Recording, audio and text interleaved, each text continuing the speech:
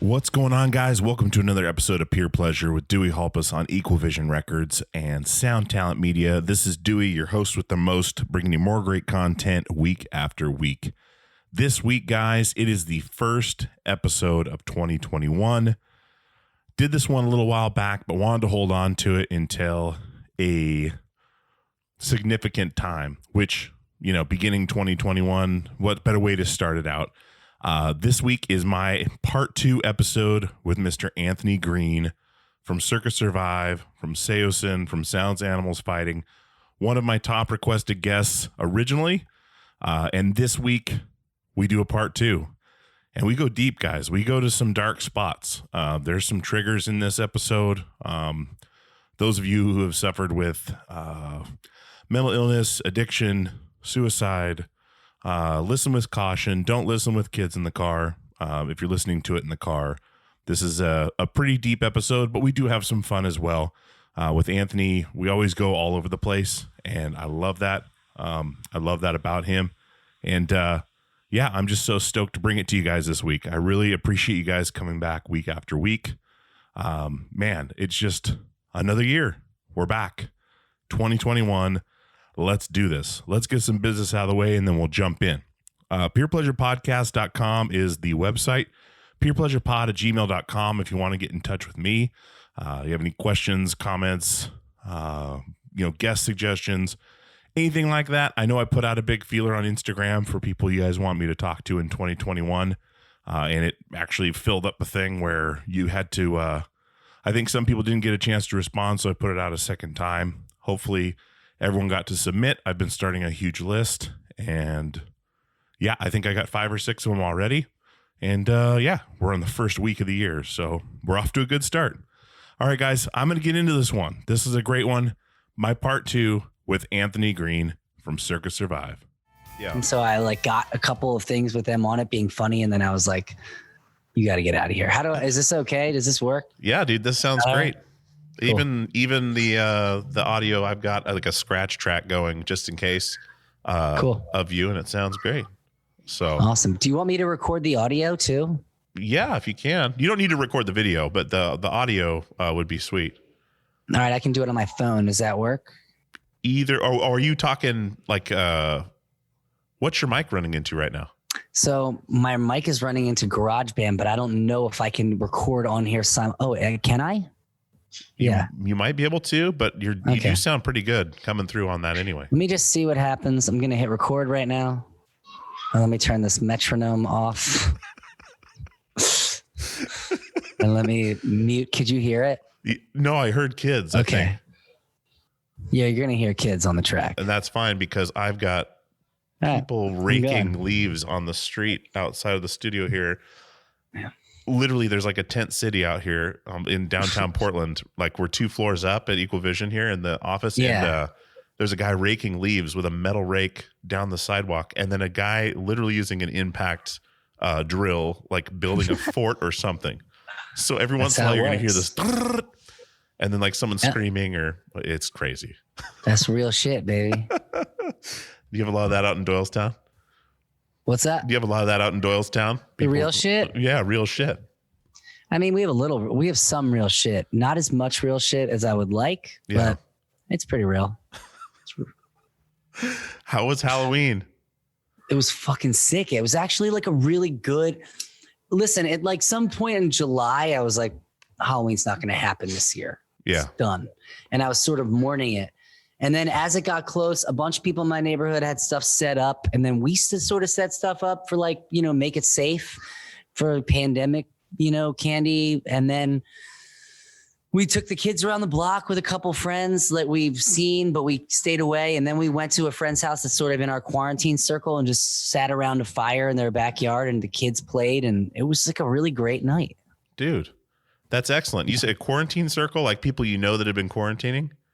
Yeah, so there's like 2 friends of ours that have kids that we are sort of like in our little quarantine circle, like where we sort of, if we're gonna get together with people, we get together with each other and we keep it really slim. Okay, that's smart, man. I've so many people over here. My wife is not driving me crazy, but she's so into it, which I am too, but we don't have that circle. No one's quarantining, and it's driving her crazy because she can't do anything because the neighbor kids aren't doing it, and they go to like jujitsu and stuff and then come home and then want to play with our kids. No, I see. We don't really keep the people in our circle are sort of in the same way. Like it's pretty much two families. And it's just very, if they're doing stuff, they like will hit us up and be like, hey, we can't hang out like for a week or two because we, so-and-so just like went to camp or something, it's been chill. And they have, the one guy has 3 daughters and the other family has 2 young boys. One of them is Jack's age, my youngest, and one of them is James and Luke's age. And they all hang together and it's fun. And it's been really tough. I don't feel like it's been I feel like I don't know because they don't know how to verbalize when things are super weird. I've seen my kids get like more antsy and more irritable with each other. And that's like a noticeable thing.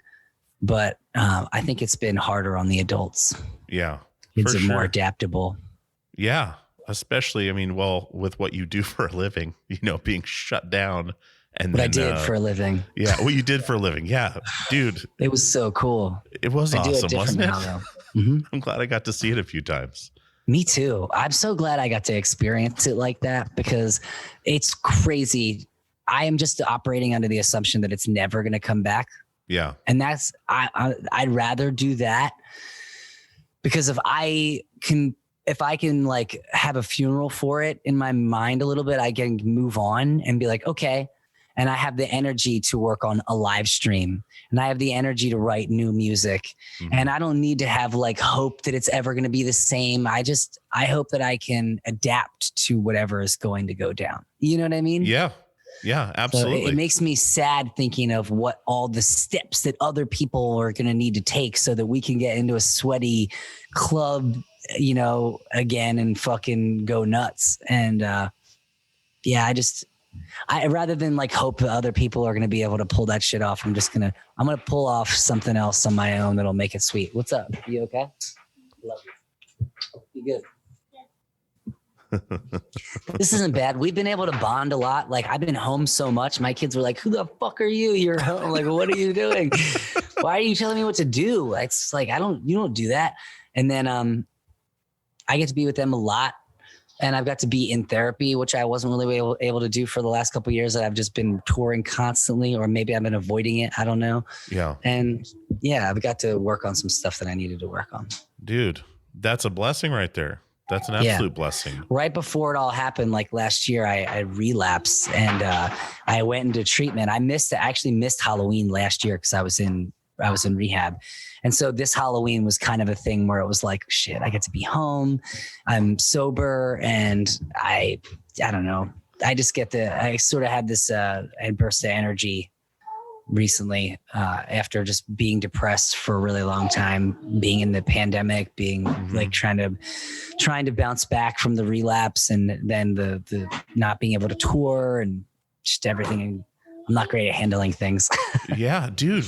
Well, let's unpack that for a second, because I remember randomly getting like a tweet or something that you had said you had relapsed. And I was like, what the fuck?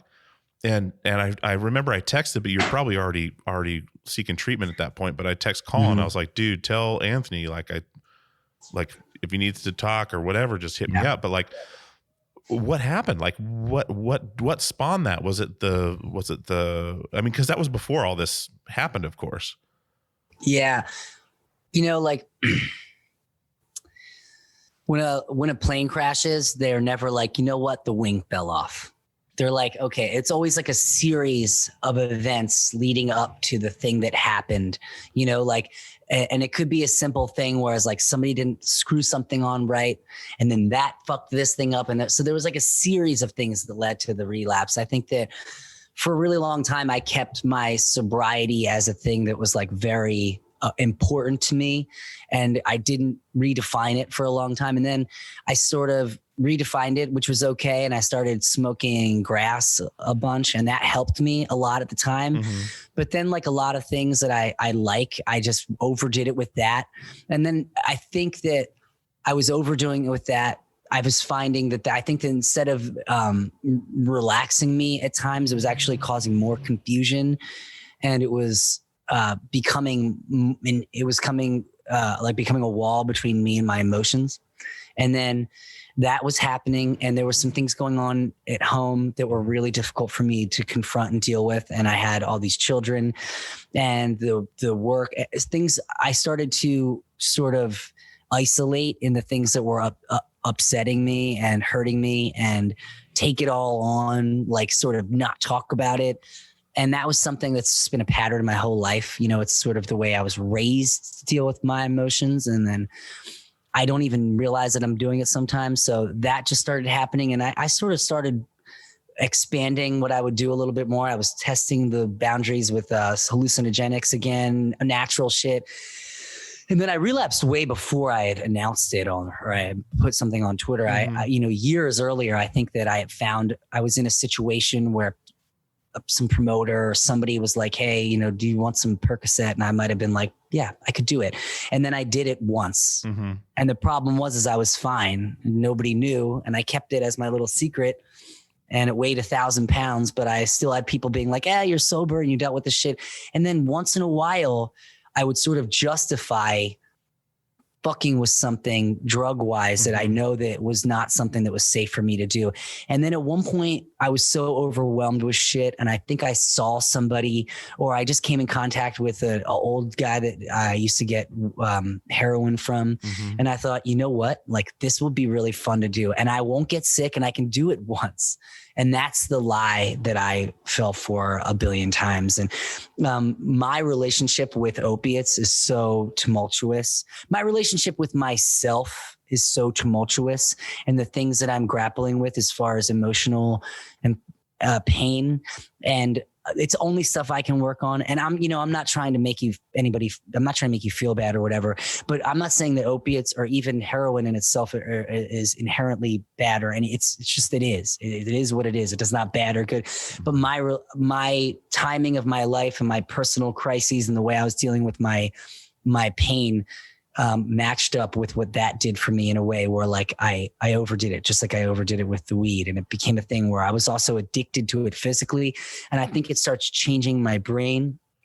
I'm not as interested in doing anything but maintaining so that I can get better. And I don't make as much music. I don't listen to as much music. I'm not being present with my kids. I'm like maybe there, but I'm not, I might be thinking about like how I need to fucking get, like a hold of my dealer or something like that. And so it just became this thing where I didn't want anybody to know, and I was going to beat it on my own.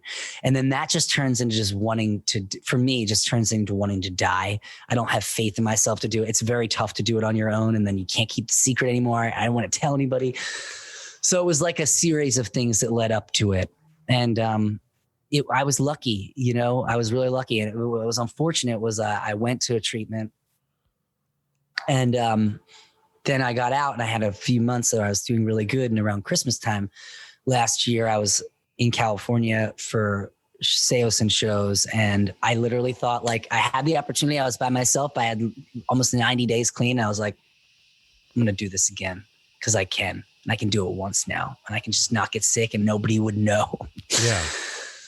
And it was like the same thing where I was like, yeah, nobody will know, and I OD'd. Holy shit. Yeah. And, without getting too into the details of the circumstances, I was resuscitated, and even that was just like not hardcore enough for me to like get it together for a minute. And so I got canceled those shows and went home, and just started to get like immediately into more therapy. I went back into outpatient, intensive outpatient. And I've sort of been just trying to be on this path ever since to break those habits that I was in that have been leading me up to this place where I think like, you know what? I need to get away from myself and who I am like so bad that I'm willing to do this thing that could like just fuck up everything in my life that I care about. So it's a weird thing, I'm not trying to make you feel bad, or I'm not trying to like be a thing. It's a thing a lot of people deal with, and I think that the things that makes me so uncomfortable talking about it, because I feel like there's an incredible weight of vulnerability involved in it. And, I'm living and I'm suffering with these things, and I'm living and adapting with these things. And, I'm lucky that I have a really good support system, and I have the resources, to be able to get the help that I needed. A lot of people don't have those resources, don't have the support system, and they don't have positive people in their life, telling them what they really need to hear at the time, even if it isn't pleasant. And I had those things, so I was lucky. So I'm really, really fortunate in that regard. And I think that the thing that's so unfortunate is that there aren't resources enough out there to talk about mental health for young people, for fathers, for whomever. There isn't enough of that happening, and there isn't enough talk about that when so many people are killing themselves, so many people are ODing. It's just, we're sort of in the midst of a mental health crisis right now. People are getting shot by the police, because they're having mental health crisis and nobody knows how to help them. And there's a double-edged sword with all of this stuff. And I'm lucky to be here, and I'm lucky to be able to talk about it, and to today be able to be sober and be on the right path that I need to be on for myself, my family, be able to continue to scream and yell at people, through a microphone for as long as I can. And it's cool, Well, dude, I'm really glad you're here. I'm really glad you're here. It always, of course, it hurts to hear that kind of stuff, because I had no idea it went to that point. And I consider you a friend, and when anyone goes through something like that, it's so profound. And in your position too, being a father, like I'm a father too. And I always say that, like, if I knew the love and the weight of loving a child, what it does to you, as far as when you watch TV, when you watch anything, like you see things, you find yourself crying in movies, in TV shows, and feeling that weight. I might not have had kids. If I felt it once before, I may have said, no, that's too heavy. Right. Yeah. But hearing that, you know what, that's part of the thing that makes it so almost embarrassing to even admit it at times, because it's like, you have these beautiful kids, man. You have this beautiful family. You have this job, like, what the fuck are you doing fucking around with that shit? And I hear that voice a lot in my head. And I think that voice, although that voice holds a lot of truth to it, there's also a piece in there that was missing, that was keeping me from being humble enough to really, it was like, I wasn't able to really get humble and say, it wasn't really about like what I needed to do. It was like what I needed to keep away from people, like I wanted to keep my weakness hidden, and a lot of part of it was, I didn't want to be like bringing people down, I wanted to save them from having to deal with it. But another part of it was, if they knew, then I couldn't keep up this charade that I had it all together, and that I was trustworthy, and that I was reliable, and that I was healthy, and I think that I didn't have the humility I needed to really make the changes that I knew I desperately needed. And I'm so lucky. It's crazy, dude. And do you think some of that is having those secrets and having that things you can do to yourself, like, is you almost having control over what is out? Because you live kind of in the public eye somewhat, even now in the pandemic. But was some of it like, not really, I can have this to myself? No, I think if it was anything that I was trying to keep to myself, it was more like, as a parent, you do a lot of stuff. You put yourself out there, and you end up, you're sort of at service, and I think that there was a thing where it was like, at the end of the day, I was like spent, and I wanted something more. I couldn't be with myself, I don't think that I don't really consider myself like in the public eye in that way, because the public is a different, like, I feel really connected to the community that I have with Circa and with my solo stuff and with all the sales and all the stuff that I'm involved with, even with Equal Vision and with you. I feel part of a community with you. And I owe so much to that community as far as like my whole life. I've been taking music so seriously as a form of therapy for myself. And the only things that people have ever really resonated with are things that I've done in that vein of just like, I need to get this out there. And it's been such a connective force in my life to feel like I belong on the earth, to feel like I have people that I relate to feel a part of something, and it's always been a sort of a cycle for me where if I'm going through something and I find a way to honestly connect with people through it, then I can actually endure it in a way. And so I felt almost obligated after disappearing for a little while, being in treatment, not really being active and in the little community, just saying like, hey, this is going on, and I need you to understand this rather than have it be, I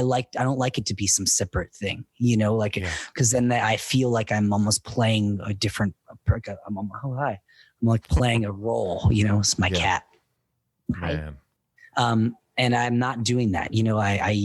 I'm not, it's not a brand, you know what I mean? Like, and you can break it down and call it whatever it is, but, it's just, it's like a natural thing, and so I feel like I have a relationship with this community, and the relationship only gets better if you're able to be truly honest. And that's what I want.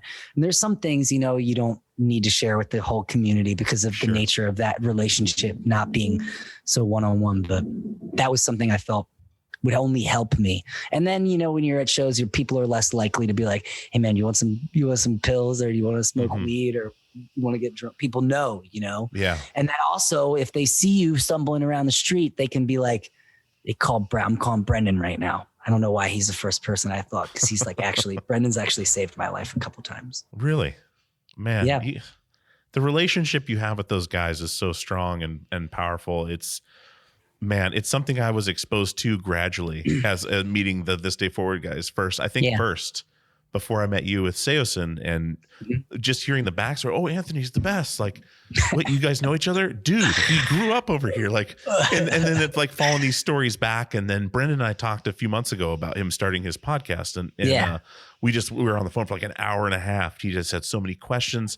But then hearing like all this stuff, like the relationship you guys have is so powerful and just a beautiful thing. And you guys starting the Patreon and stuff, and like connecting even more with stuff. But dude, I'm just glad to know that right now you're okay. And right now, I don't know what later on tonight, who knows, dude? That's how it works. I was on the phone with McTurnan, or did an episode with Brian McTurnan, who I'm sure. Oh, I love him so much. And we came to the conclusion, like a little bit there, where it was a rough one, because this show isn't a headline grabbing show. Like, it's not the point. It's to be real and honest and be in the moment, right? And this show's been my therapy to a degree. It doesn't fix the problems that I have, but it makes me feel better at the end and inspired for a minute. Maybe tonight I'll cry myself to sleep. Who knows where it'll go? But we were talking about how guilty we feel sometimes, because when we do get home to our family, the people that mean the most to us, sometimes that's not enough. Yeah. And to admit that, like, put us both in tears, because it was so hard to say. Oh, but man, in our heads, it legitimately sometimes is not enough to stop you from doing what you're doing. They make sure to tell you that in treatment, because people will come in and they'll be like, how could you do this? Your children are so beautiful. And I'm like, my children are beautiful, but I actually think that they'd be better off if I was dead, and to actually think that and feel that, like, I'm hurting my children with my existence in their life by not being stable, and to feel that, or to be convinced of that, is it's like a darkness I wouldn't ever wish on any person, So, and I understand how people could not understand that, but I don't think there's anything wrong with somebody who thinks that. I think that you just need a little bit of help. I think it takes a multi-tiered thing, and it's a constant upkeep thing too, because I have days and weeks and times where if I don't follow the protocol to keep my fucking plane flying right, like little series of events, I start eating healthy. I start telling a fucking lie, you know, or keeping something a weird lie, you know, or it could be anything, man. Like even when I get super stoked, I did this thing the other day and I played a show in front of like 50 people at a socially distanced outdoor thing at the sculpture garden at the library at the Mercer Museum in Doylestown. Mm-hmm. And I was just on fire afterwards, man. I played this, I felt so good. And then I realized like, man, this is as dangerous of a place for me to be in as when I'm feeling like I want to fucking jump off the roof, because I have this same tendency to make like a flash jump decision. Like, you know what? I'm fucking feeling so good right now. Like maybe I'll just fucking, I don't know. You know what I mean? Yeah. Maybe I'll get high, you know? And not when I say get high, like, I don't mean like, maybe I'll go smoke some weed. I mean like, you know, maybe I will go to Kensington and get heroin and smoke it. And like, and the last couple times that happened to me, I died. So, and then you die and then you think that like, oh, that would be enough. And then it's like, nah, I don't even give a shit. Like I'm going to get smart. I didn't do it right. You know, it's crazy that it's very cunning, and it preys on your ability to be able to deceive yourself. Mm-hmm. You know, like if I was at school, you know, and I didn't care, you know, I'll study for the test tomorrow, even though it's like the test is tomorrow, dude. Yeah. You know, like I didn't care, you know, and I would deal and a lot of times you can make skills like that work for you in a way. And I'm trying to do that now and use the spontaneity and the mania and all that stuff for good use. And even the periods of like intense pain and suffering can be really transformative periods if you do the right thing from it. You're not running from it. Mm-hmm. You know, if you're not getting high with it or fucking or shopping or lying or whatever it is, you know, if you're getting honest with it, connecting with people about it, and using it as an indicator of the things that you need to work on, which is tough, but ultimately for me, it's way less maintenance to face the issue than it is to try to fucking just shovel it underneath the bed. Yeah, dude. And man, this brings up so many things because it's, I struggle with when things are good. That's when I get depressed. When things are good and going well, I try to sabotage it almost in my own mind. Yep. It's fucked. Wait, can I ask you a question? Absolutely. Were you raised like, how were you raised? Like, what was your spiritual kind of surrounding? Mormon. Okay. So here's the thing. Anybody that I think was raised in that like Catholic Christian sort of, and I'm not trying to just, I know that there's, you know, like fucking canyons of difference between all of them, but the monotheistic sort of Jesus, like God thing, I really think that fucked a lot of people in the sense where it's like, we're not allowed to enjoy things. We're not allowed to feel joy. We're not allowed to express things, you know, like we're not allowed to, everything has to be punishing. Everything has to be guilt. You know, I can't even, like I can't do anything without feeling like I'm guilty about it. You know what I mean? So it's like this, I think that plays a lot into these ways that we end up dealing with our emotions later on in life, because we think we're wrong. We think we're fucked. You know what I mean? We think we have to change everything, or we have to attain something, you know, that is inherently better than what we are as individuals, which is just not true. We just are, you know, like we decide and things just are sometimes, you know, like it's not always that black and white. Sure. And were you raised religious as well? I was raised quasi-religious. I was like, my parents were Roman Catholic, but they were like, we went to church on the weekends sometimes, like until you got a certain age, and it didn't happen. And then it was like, you know, it was like the McDonald's of spirituality I was introduced to. Gotcha. Because my thing is holidays too. Holidays is I just hate holidays. Like obligatory holidays like drive me crazy, because we used to have to dress this way, and we'd be fighting in the car the whole way there. But once we walk through that door, faces on, be good, and it's for everyone to see. Fake as shit. And it's all fake.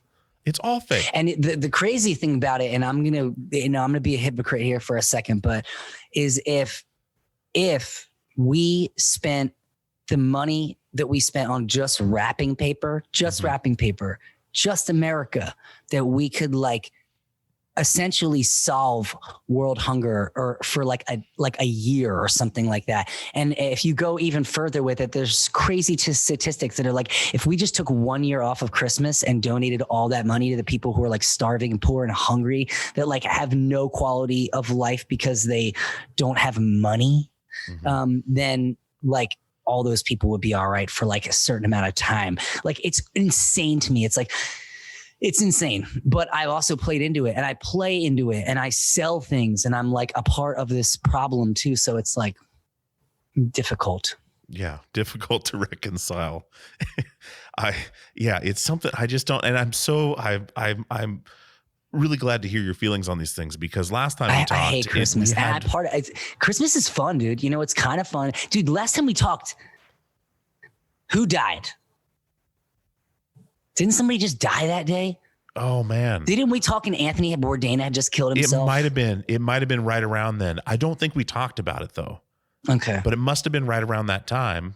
Right. Maybe I'm thinking of something else. But I feel like I did a podcast recently with a friend or like in the last few years where I was like, they were like, how are you? And I'm like, I'm terrible.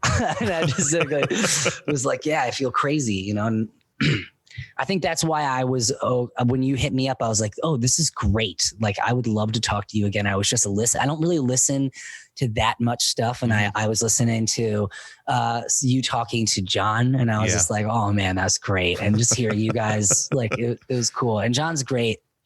I just like love his voice. Yeah. He's a good storyteller and he's very calming and gentle. Yeah, he is. And he is. He's a fucking alien. He is. He is an alien. He's an That's alien. What's so funny about it is just sitting and talking to him now, all these years later, from when we were living together and living in vans together and stuff, is just seeing where he's come to, you know, at this point in his life, and just where he's at. That was just an interesting conversation. The reason why somebody like John, I feel like, has found like so much like creative success is because John has always been very certain about what he is not. Ever since I've ever known him, like, he's just been sort of a fearless exhibitionary of the things that make him feel good and connected to people. And he's just like, has just always been that person that is going to take the risk, you know, because that's what he likes and it's what he wants. And that's what he's sure of, you know? Yeah. And, you know, as sure of that as what he isn't, you know, like I remember meeting him and just his style, you know, like everybody was like sort of dressing a certain way and John would be in, you know, trouser, like dress pants with like dress shoes and a weird tank top with no belt and a fucking crazy hat and weird glasses and just like, and I just wanted to like love all over him and just wanted to like, I wanted to bask in the fire, you know, that was him. And I remember one time being on tour with him, like right where in the very beginning, like when it was like their first tour and Wes was in the band. Yeah. And I remember going out somewhere with him. We were like in Arizona. It was like their second show or something. And I remember being at lunch with him and having a beer and him giving me like some muscle relaxers and some painkillers. And being like, yo, I want to marry him. I love him more than anything. Like, I just, here you go. Yeah. But it wasn't, he never got like, I don't know, just, he's a fucking alien, man. I admire him creatively and personally, and he's a great dad and a good person. And he uses every good thing he has to just make more good things. He does. He uses his powers for good. I don't mean like money either. I just mean like he makes great fun music people want to dance to. He makes weird music and he makes music make people think about shit. And he makes videos make people think about shit. And all those guys act like they're doing it right. They're an example of like sometimes, it happens in the right way. Yeah, to the right people and right and money too. They put their money where their mouth is when they say something. Yeah, they do. They actually do. So they give me hope. They give me hope for so much. Yeah. And they make the world easier they make like weird music easier to palate for people that might not have ever really been able to like accept like psychedelic pop music or psychedelic punk music or whatever music is. You know what I mean? Yeah. Like I honestly feel like they've opened a lot of people up to weird music, and we're all grateful for them. Dude, absolutely. I 100% agree with that. And man, well, you have too. You've done the same kind of thing. Like I think that it's stilting for me to look at things that I've done in my life like that I feel best when I'm building up the people that are inspiring me and that give me that feeling of wanting to do better all the time. Mm-hmm. And I feel great gratitude for being able to make music and be able to have the community and everything like that. But I don't think I think it's kind of it would be unhealthy for me to look at the things that I have done in the past in that way. Mm-hmm. It doesn't do any good for what I'm trying to do in the future. Yeah. You know what I mean? Yeah. Have you ever watched, I'm sure you don't sit there and watch YouTube videos of yourself, but there's one in particular where you guys were doing, and I talked about last time we talked, I talked about like the MySpace sessions where you guys played Get Out, right? And I was telling you how painful it looked for you to sing those notes, but how powerful it was. I actually found randomly on YouTube, but that algorithm on YouTube is amazing. I could be on YouTube forever. It's crazy.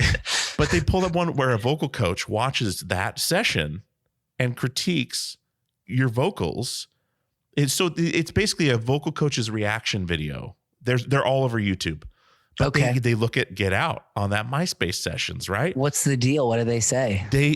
She's like, at first she's you watch her face. Is it Melissa Cross? No, that's the okay. Queen of Screaming or whatever. Yeah. No. She and I are friends. I feel like that would be biased. No, this girl was not her. And she just watching her face, she's just like, whoa, like she was impressed. Like she's like, really? There's so much control and power there, but he must talk like super high because she can't hear your speaking voice, of course. Yeah. And I was like, well, his voice is interesting. You know, when he speaks, it's definitely upper register, but like the when you hit those notes at the end, she's just like, whoa, because it was on key and like you nailed it on that, of course. But it's funny watching someone critique what you do. Yeah. In proper it's my nightmare. Yeah. Well, you should watch it. You should have Meredith watch it and report back. It's very interesting. It does hurt to sing sometimes. Especially when so when I focus on it, like so I was just doing stuff with Circa. I was just doing like a Circa idea in the studio. And I was realizing that so though I'm not great at, I don't know anything about singing it, really technique wise. If I ever try to teach it, I would have to learn how to teach it. Yeah. But there's it's relaxing and a tensing for me in certain areas of my body, my neckish area or chest or my head or whatever. And when I have to sing perfect, because it's getting recorded for stuff and there's shit there, and I didn't even want to do those sessions because I was so scared of sounding like shit. And I didn't like how I looked either. I was I just felt ugly, and I just didn't want to I didn't want to do anything like that. And so I did it, and I felt reluctant to do it.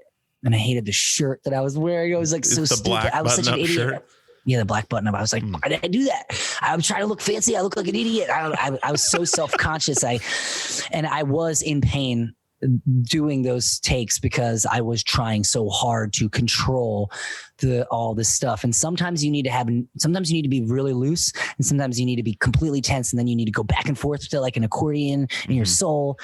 And I wouldn't be a good singing instructor, but yeah, I've definitely had people say that before. They're like I think somebody literally said to me recently, they were like, you look like you're in pain when you're singing. I'm like, sometimes I am. Sometimes it's great though. Yeah. What if you don't have the training per se behind that? What drives you to go to those registers? I remember watching the example I give for people if they haven't heard what you do, and I'm talking about something that you're doing, like a Circa or whatever. The first time I saw Circa was at the Loveland in Portland. And I don't think you guys had a full set yet. It was still early enough that just watching you guys, it was almost like a jam session. Yeah. And you're just fucking sweating and you're laying on the crowd and you were just completely free. There was some parts had no words, but you were just making noises. And it was one of the most like romantic looking performances I've ever seen. And it was something where I was like, Jesus Christ, he did it again. Right. Like, because seeing you with Seosin early on with the bowl cut and everything, and like you had that charisma, but you looked ridiculous. And we talked about this before, but that circuit performance was something where I was like, okay, that's like, I saw you in jam mode. Yeah. But you still went to those registers. Like, what draws you to that? Like, you said it hurts sometimes and sometimes it feels good. Do you like to feel that pain every once in a while and like really I think that push it comes back to the like being raised like Roman Catholic type of thing. Like I'm not even allowed to experience any of the pleasure of singing without it coming with some pain. You know, like I can't experience pleasure without a certain amount of pain coming along with it, because I don't deserve it.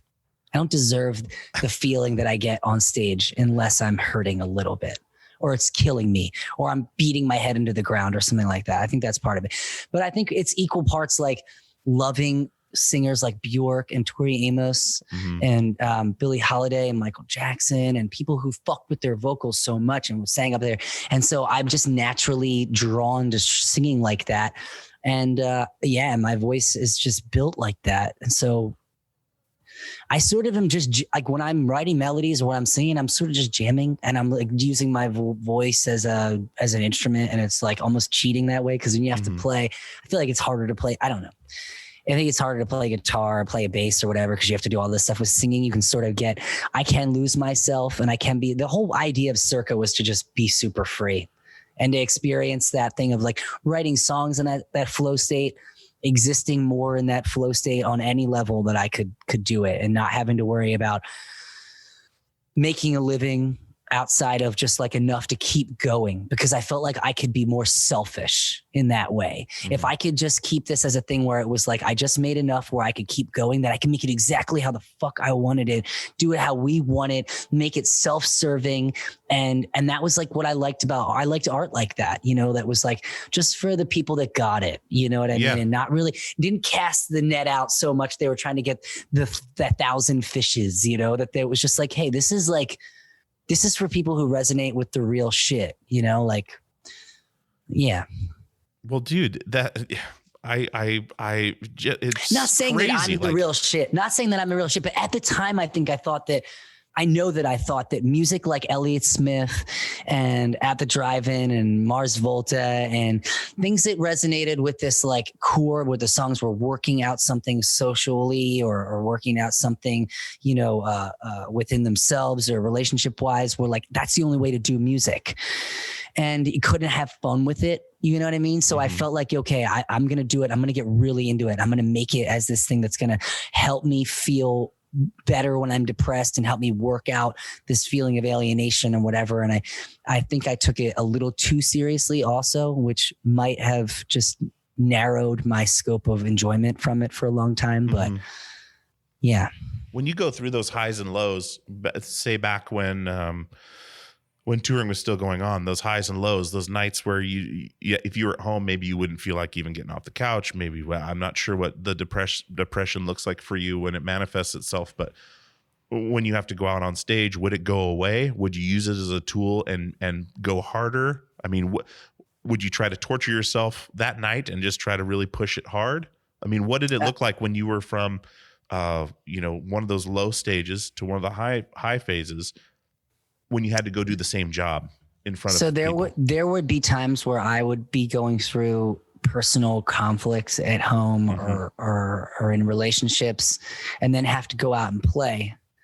And I think that at those moments, for me, it's easy to tell when I'm with the type of music Circa is, like, I can very easily funnel those types of emotions into the kind of surrender that I need to experience on stage to make it a connection, to make it being in the moment for myself. But I have had shows completely ruined because I won't let myself get out of my head because I'm too insecure, or because I can't get over something that was going on, and those feel like I robbed people. I would be lying if I didn't say I feel regret for things like that.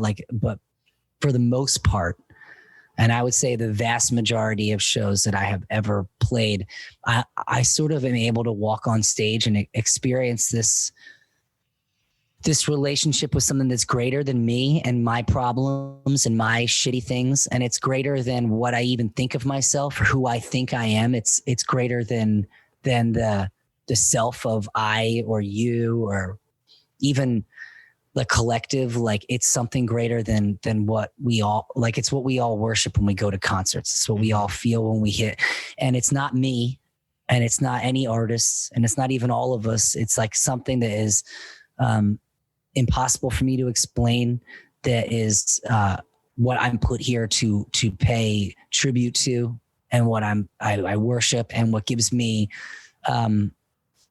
like everything that I am. So when I get there and I feel, and there, part of it other too is other people believe in you. They come to that show. And so even if I'm going through something where I think I'm a piece of shit, or I think I'm ugly, or I feel disgusting that night, and I know that I don't sound good, or I walk into the room and there's like a vibe that helps me get into it. Cause I know other people believe in the thing that I believe in. They believe in that freeing music. They came to see the music that helps them feel free. And it's not my music. It's not our music. All I have to do is just be in the moment and to give myself to the exercise of it. I know the song, I sing the song, I get into the moment. And then all of a sudden my problems go away, or they fade, or the volume gets turned down, and I'm in this other state.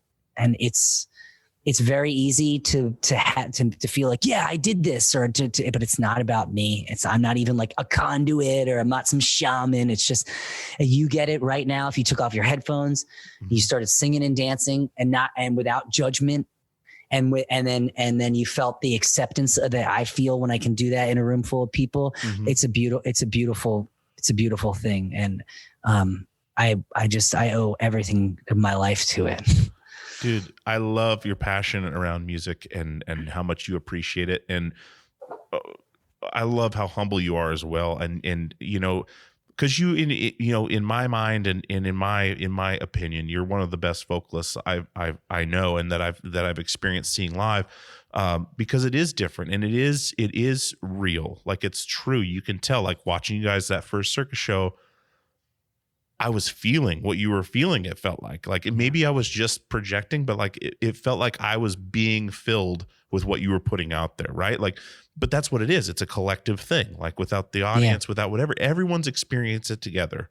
Dude, I remember watching Anatomy and feeling that, because you guys were you were in that moment, you were filled with anxiety and fear and love and freedom. And you were just paying tribute to the muse of whatever music or frequency or whatever. They gave you all that freedom as a kid, and you were just on that. You were part of your little chain, And I think that some people just do that. They create out of just wanting to be part of the same chain that is like fueling their fire. It's inspiration. It's the muse. It's whatever. Yeah, it's crazy. Whatever you want to, people call it God. I think for me, it's like that's what God is. I experience that when I'm with people, when I'm creating music, when I'm in a conversation. Like, a conversation is like music, you know what I mean? And when you're just flowing with somebody and you're listening to them, and you're able to connect and feel that you're both resonating with each other, harmonizing in thought. Yeah. I bet you our heartbeats are at sync right now in some weird way. I would love to see that. I would love to see that. But dude, that's what I'm talking about. Like, this, what you and I are doing right now, we're on a computer screen. We're not in front of each other. We've been in front of each other, but we're feeling that, like that's a symbiotic relationship. We're exchanging language. We're exchanging words that we both learned and learned what they mean, but it's something it's special, right? Like, it's something that's, it's not contrived. It's not, I'm not following a list of notes here, right? Like, it's you and I and the cats. And and the police car going by, it's a moment, right? Like, I've talked about this before, but when I was in college, we had a class on photography and language, right? And it was basically like the relationship between written words and pictures. And one of the concepts they're talking about is how when the Mona Lisa was painted, it was meant to be seen in this little room. It's very small. It was meant to see this little room under this specific light. But with the advent of photography, it ruined everyone's intentions for how something was supposed to be viewed. So like when you watch a circus show on YouTube, you're meant to experience it right there in that room, in that moment for that hour and a half, and then it's over. Yeah. But instead, you can watch it on garbage cell phone video and be completely out of context, right? Yeah. You're meant to have, and half the time that person recording it is not experiencing it. Right. It's just such an interesting thing how we advance in these technological ways, but we're killing the basic human element and realness to what we had. It's nuts. Isn't that the way of any progression though? Like, can't you not move forward without killing something? Like, here's the thing. Here's my opinion about that. And I think you're right. I had somebody, and I agree with you. I'm on the same page with you. This isn't a disagreement at all. This isn't even a devil's advocate because I don't even want to play around with the devil stuff. But I heard somebody talking about Jack White one time and they were like, dude, and he made everybody put their phones away and all this shit. And like, I think that sounds really cool. And in a way, I wish I was the type of performer that felt like my performance was good enough maybe to warrant something like that. But the way I sort of look at it is that like, if the role that I'm playing up there is like that I'm playing and trying to be in the moment and some thunderous thing happens, a phone call or a loud outburst or a person yelling at me or whatever, like I'm almost like enticed to play with that. I want that. And I've reacted poorly to those things. And I've had moments like on heroin on stage where I've yelled at people for talking during quiet songs. Holy I did shit. an old tour where I've seen videos of it too. So it's like, and like, so your argument is that maybe somebody sees that video, okay, and the shit quality audio and all that shit doesn't matter because it brings them back to that night. And all of a sudden, that freedom feeling they had when they were like fucking just floating above the crowd onto the stage and jumped off, that comes back for a split second. Then what? Then who am I to say how they should enjoy their show? If somebody wants to sing along loud, and I don't want to say, hey, be quiet, you're here to listen to me sing or whatever. Like, and sometimes I think about that. And that's the thing I think about. Like, it's my job to just go up there and do my thing and if somebody's really distracting me in a fucking obnoxious, obtuse way and I react to it in a poor way, then that's something I did too. Then that's like something I have to accept. And maybe that shows me that I have to work on my patience at that moment. You know what I mean? Yeah. But I have done things during shows where I'm like, I've stopped a show for a certain thing, you know, whatever. But I more or less just want people to enjoy the show how they want to enjoy it. And as long as they're not ruining it for everybody else, you know, like maybe their pictures, maybe their videos, that's how they want to experience it. Yeah. You know, that's a good point. It's a good point. And if somebody's going to be like, wee! Yeah, sorry. I'm sorry. Shit, my cat was like, what the fuck? How dare I, you know? Yeah. And I sort of make jokes anyway. I make jokes on the stage a lot because I like cut the tension of singing about such serious shit sometimes. And I think that gives people this feeling. And, you know, dude, that's the other thing is like, I think the thing that I like about myself and what I do is that it's not like, I don't worry about it being perfect.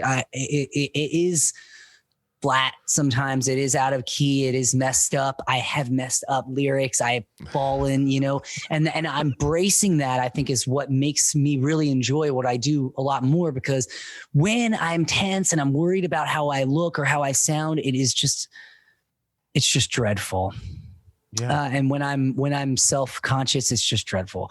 And so when I can be like, hey, I'm going to look stupid, I'm going to fall, I'm going to be out of key, I'm going to write something that isn't cool, I'm going to write stuff that isn't out of the park, knock it out of the park, or that I wish I could, I'm going to make and use that as almost like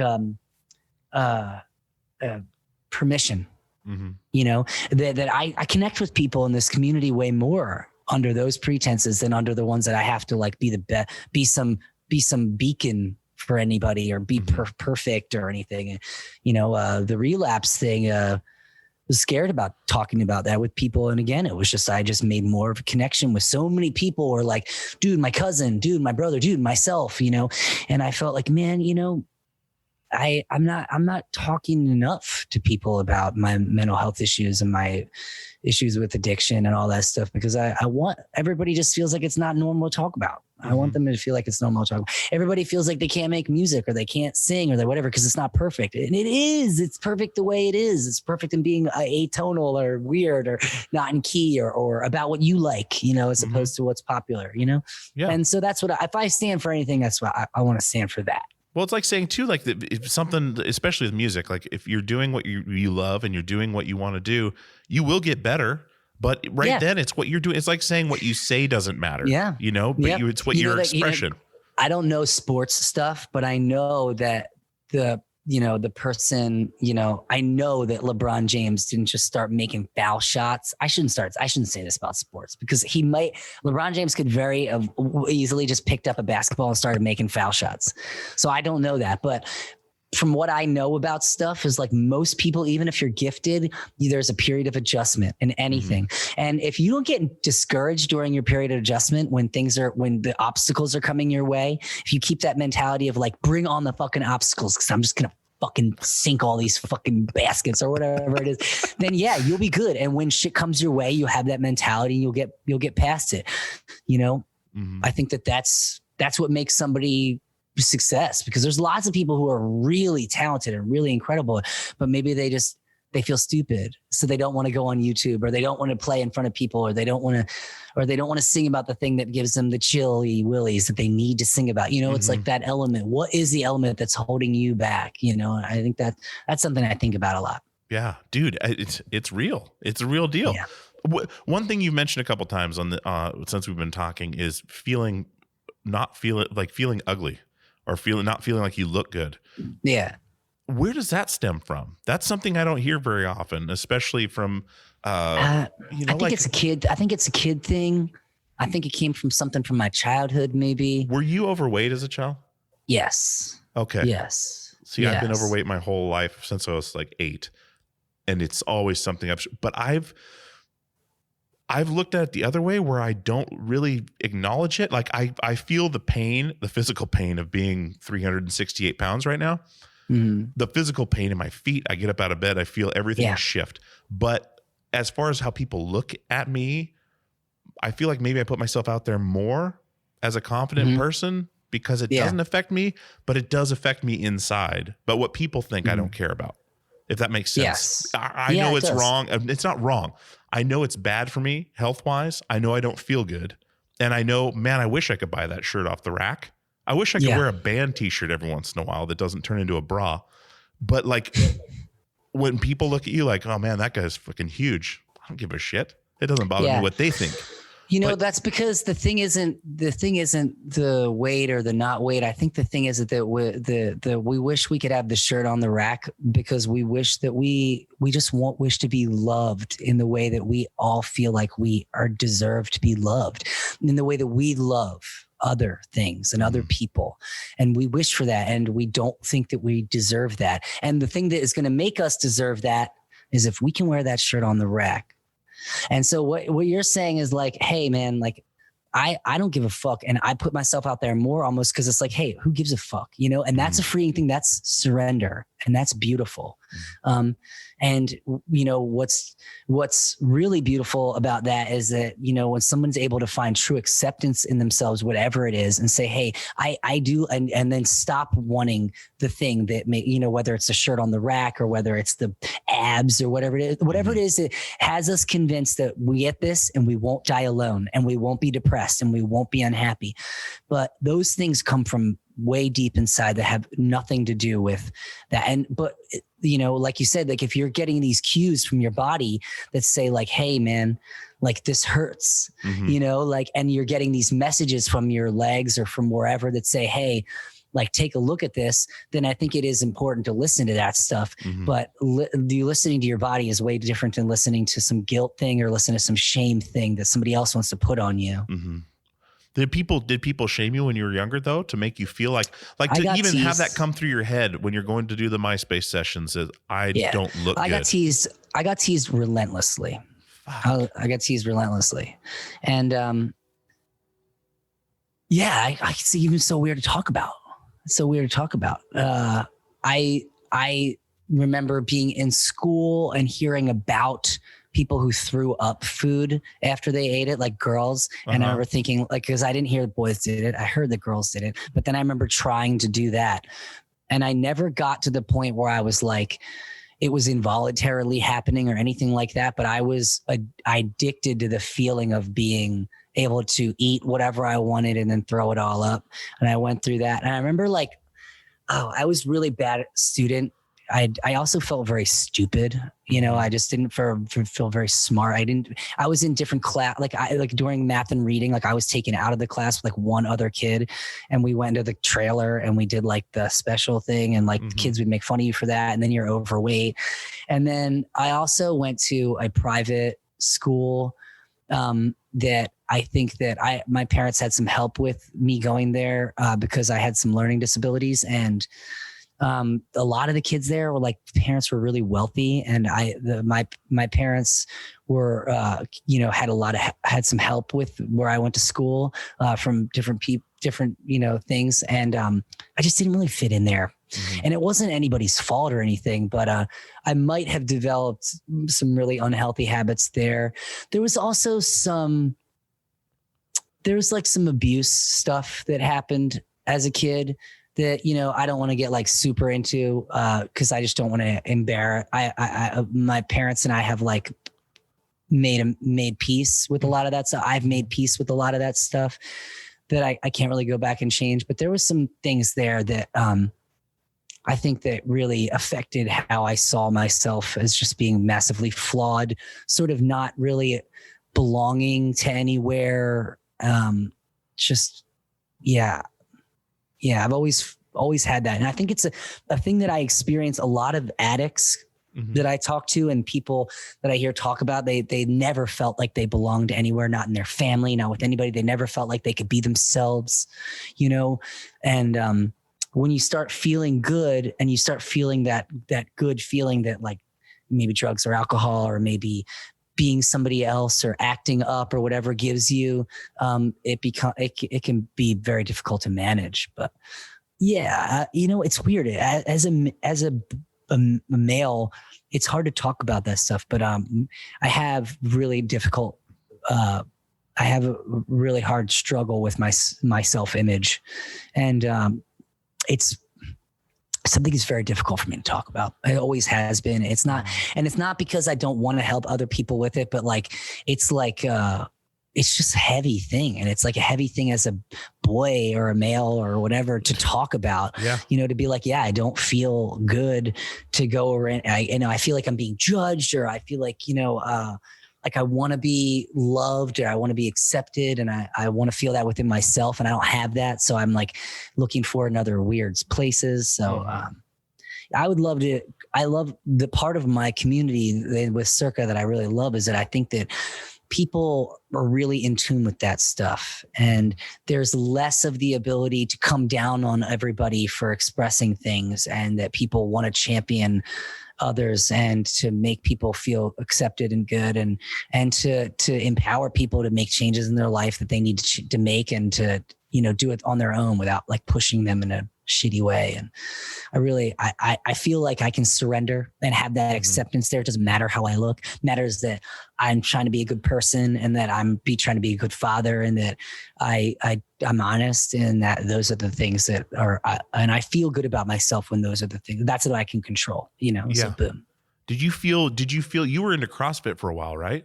I did. Yeah. Like how did that make you feel? I mean, great. Oh, dude, exercise is incredible. And I still enjoy CrossFit. Since the pandemic, I haven't been able to go and do any, but I also do yoga. I do Bikram yoga, or I can't call That's it. That's the hot yoga? Yeah. I got called hot yoga because Bikram is an total dick. But hot yoga is I do that. I do regular yoga. I do some boxing stuff. I do stuff at home. I'll do, I'll try stuff, I'll do Pilates. I'll do stuff to just stay active and I'm not trying to win a strongman competition or enter in become a model or anything like that. I'm just trying to get my wiggles out so that I don't have all of the energy to be negative, and when I give my brain that mission, hey, today for this hour, you're going to exercise and you're going to get through it. Even when it's annoying and you want to stop, then that muscle of I need to keep going and work at this is stronger. My stress reaction with my kids is my threshold for stress and dealing with their shit is way higher. I still do CrossFit. I can't really get in there because it's pandemic. I've been trying to work out at home. And then, I was doing heroin for a little while. So I was I stopped doing the CrossFit as much when the heroin got really strong. It's not a sweet combo, CrossFit and heroin. I was going to ask that. You said you've done shows on heroin, but have you done it? Have you gone to a CrossFit class high? I'm sure. Not to make it comical or anything, but no, that's fucking crazy that you could even do a show. I can remember one day getting high the night before, and then the next day, going into CrossFit because it was part of my normal routine. And I wanted to, but I was also still really feeling it. But also I got into the workout and I was doing it. And I remember thinking oh shit, I'm going to die. My heart is going to explode. Jesus. And then I remember thinking dude, I'm going to fucking die. I think I was 125 pounds or something. And I wasn't really eating properly.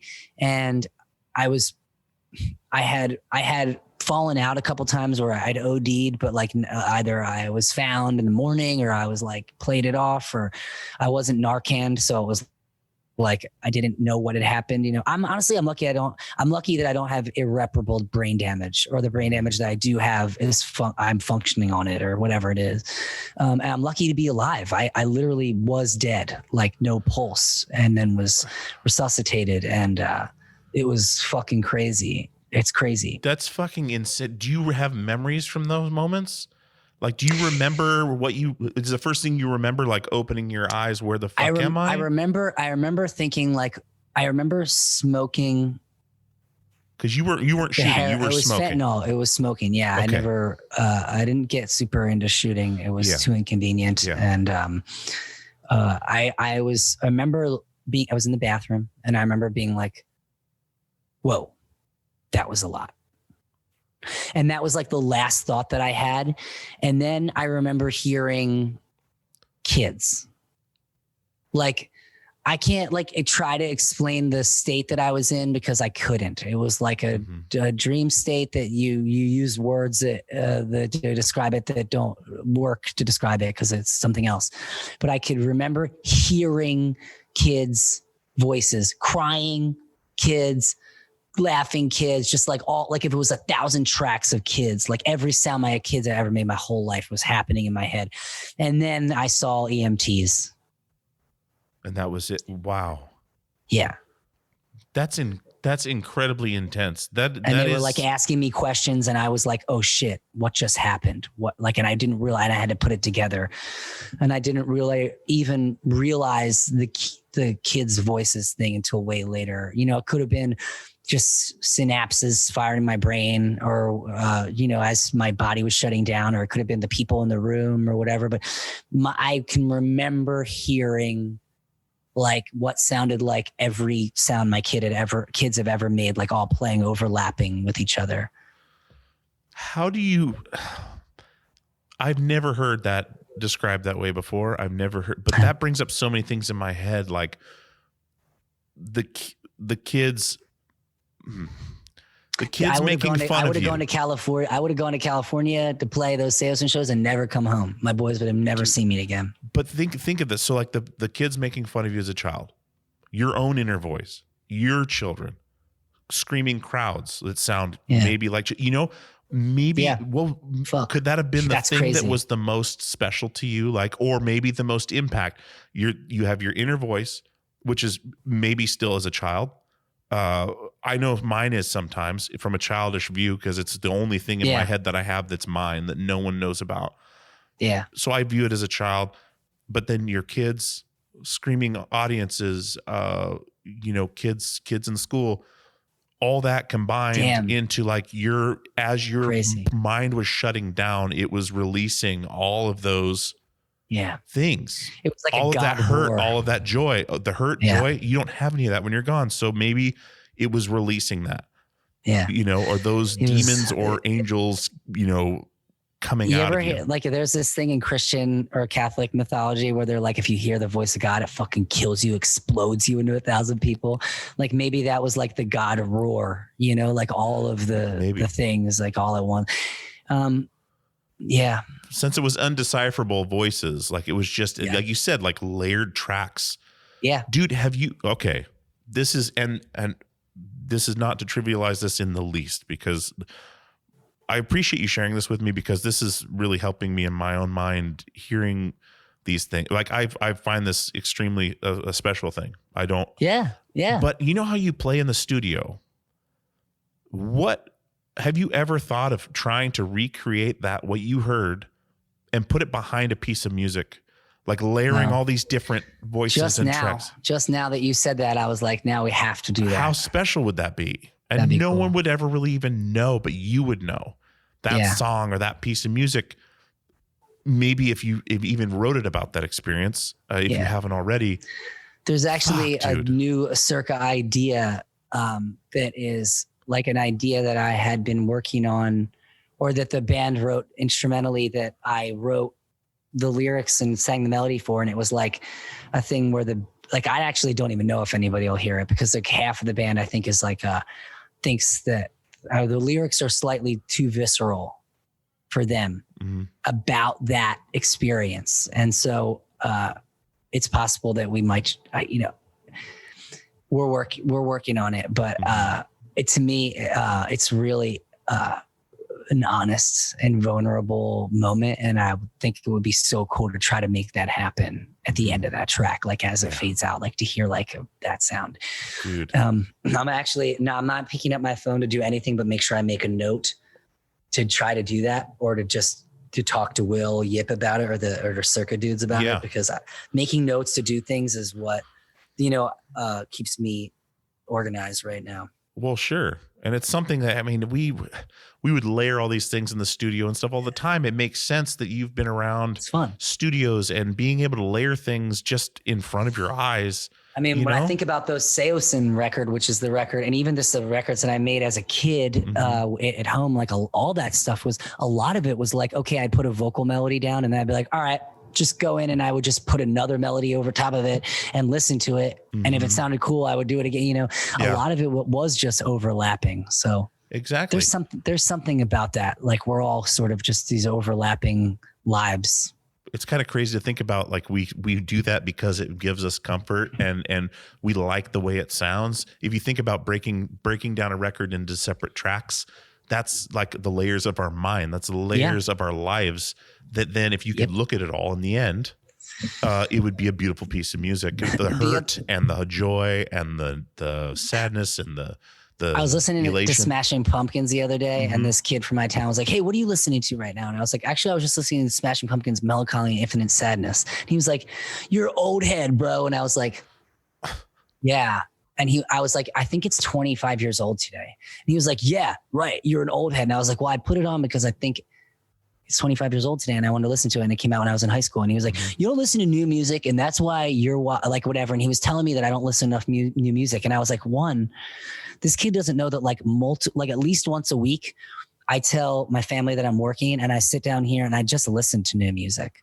Like I go on iTunes and Spotify and I just listen to what's new that week, like what's recommended to me, what's popular, what's not. Like I listen to shit.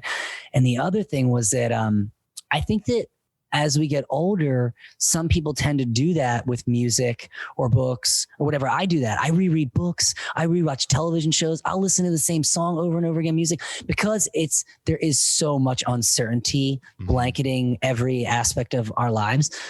So you have this certainty, this thing, you press play, you go to it, it's going to, Chino's always going to be there, you know, singing to me. You know what I mean? Like John's always going to be there singing to me. Nina Simone's always going to be there singing to me, just to me. Yeah. You know, and that's reliable, you know? So, I do that and I go back to old things. And I think that people are like, yeah, you're old head. Old heads might do that because we're just like in so much more pain from being on earth for so long, you know, like that we need that comfort because there's so much uncertainty, just feeling everything.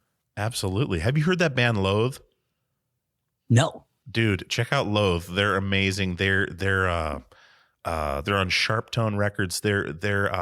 I think they're one of Chino's favorite bands. John from the Beautiful Mistake is connecting me with them to have them on the show. Okay. But it's a band I never heard of, and they're incredible. They're doing something completely weird and different, and it's just so. I think they're from Europe. Anyways, it's super good, but it's one of those things where like new music inspires again, you know, but I've listened to so it's not new to me anymore because I've listened to it so many damn times. Yeah, but then don't you get a thrill from passing it on? Yeah, I do. You knew just from our conversation, I said, Chino, you're like, oh, this will resonate with my friend. So like almost like medicine where you're like, check this out. You know, that's what's so great about music. It's just like this limitless potential of healing and connection and celebration. And it's just eternal. It was like, dude, people were doing this before we were born, before our parents were born, before they were born. And they'll be doing it, you know, when our civilization is erased and a new civilization starts and they think that they're the first civilization that was ever here, they'll start doing it again. And they won't, you know. Well, our bodies are an instrument. I mean, our heartbeat, our breathing. I was talking to Steve Evans about this because, which we were talking about. So it ties back to what you were saying about feeling ugly.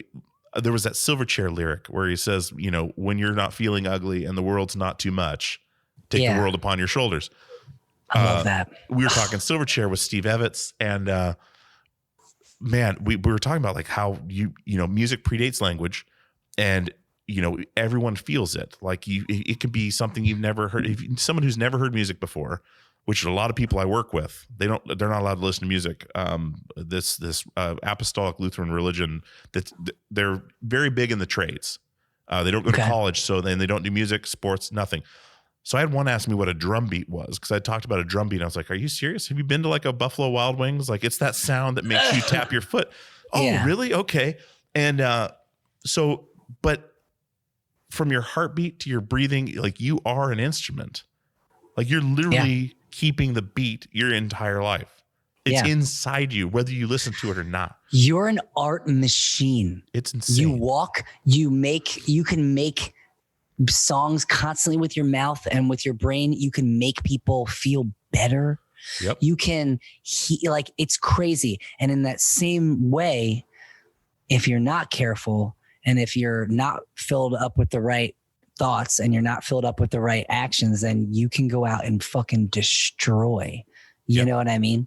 And in some ways, the distinction between what is the creation of something and what is the destruction of something in those terms is arguable. But we are just these things. We're pure light. You know, we're walking music, we're walking like information, you know, and we have so much to offer each other. You know what I mean? Everybody's so lonely and so scared and so upset, everyone, and we can heal each other. But it's just there's so much built up around to keep us separated, keep us hating each other, to keep us trying to work super hard so we can afford to buy the shirt on the rack. You know, and then that keeps our focus off the true things, which are just coming together in compassion and in empathy and true and love, you know. And that, I think music is really a special thing because I think it just like kind of comes and just wipes some of that stuff just right off the table for a moment, you know? Yeah. Yeah. It's amazing. We can have all these tools at our disposal that are in us, but we can also let what's inside take that away. You know? Yeah. But then even in the darkest moment, you still have something to give.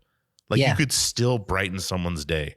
You know what I mean? You could, those people that say if someone that have jumped off a bridge and survived and said, if someone smiled at me on the bus today, I wouldn't have done this. Like little shit like that. The person that smiled at them on the bus could have been hating themselves their entire life, but maybe something made them smile. And that little inkling of happiness or joy or just respect is still capable to come out of something that's so damaged. It's fucking crazy.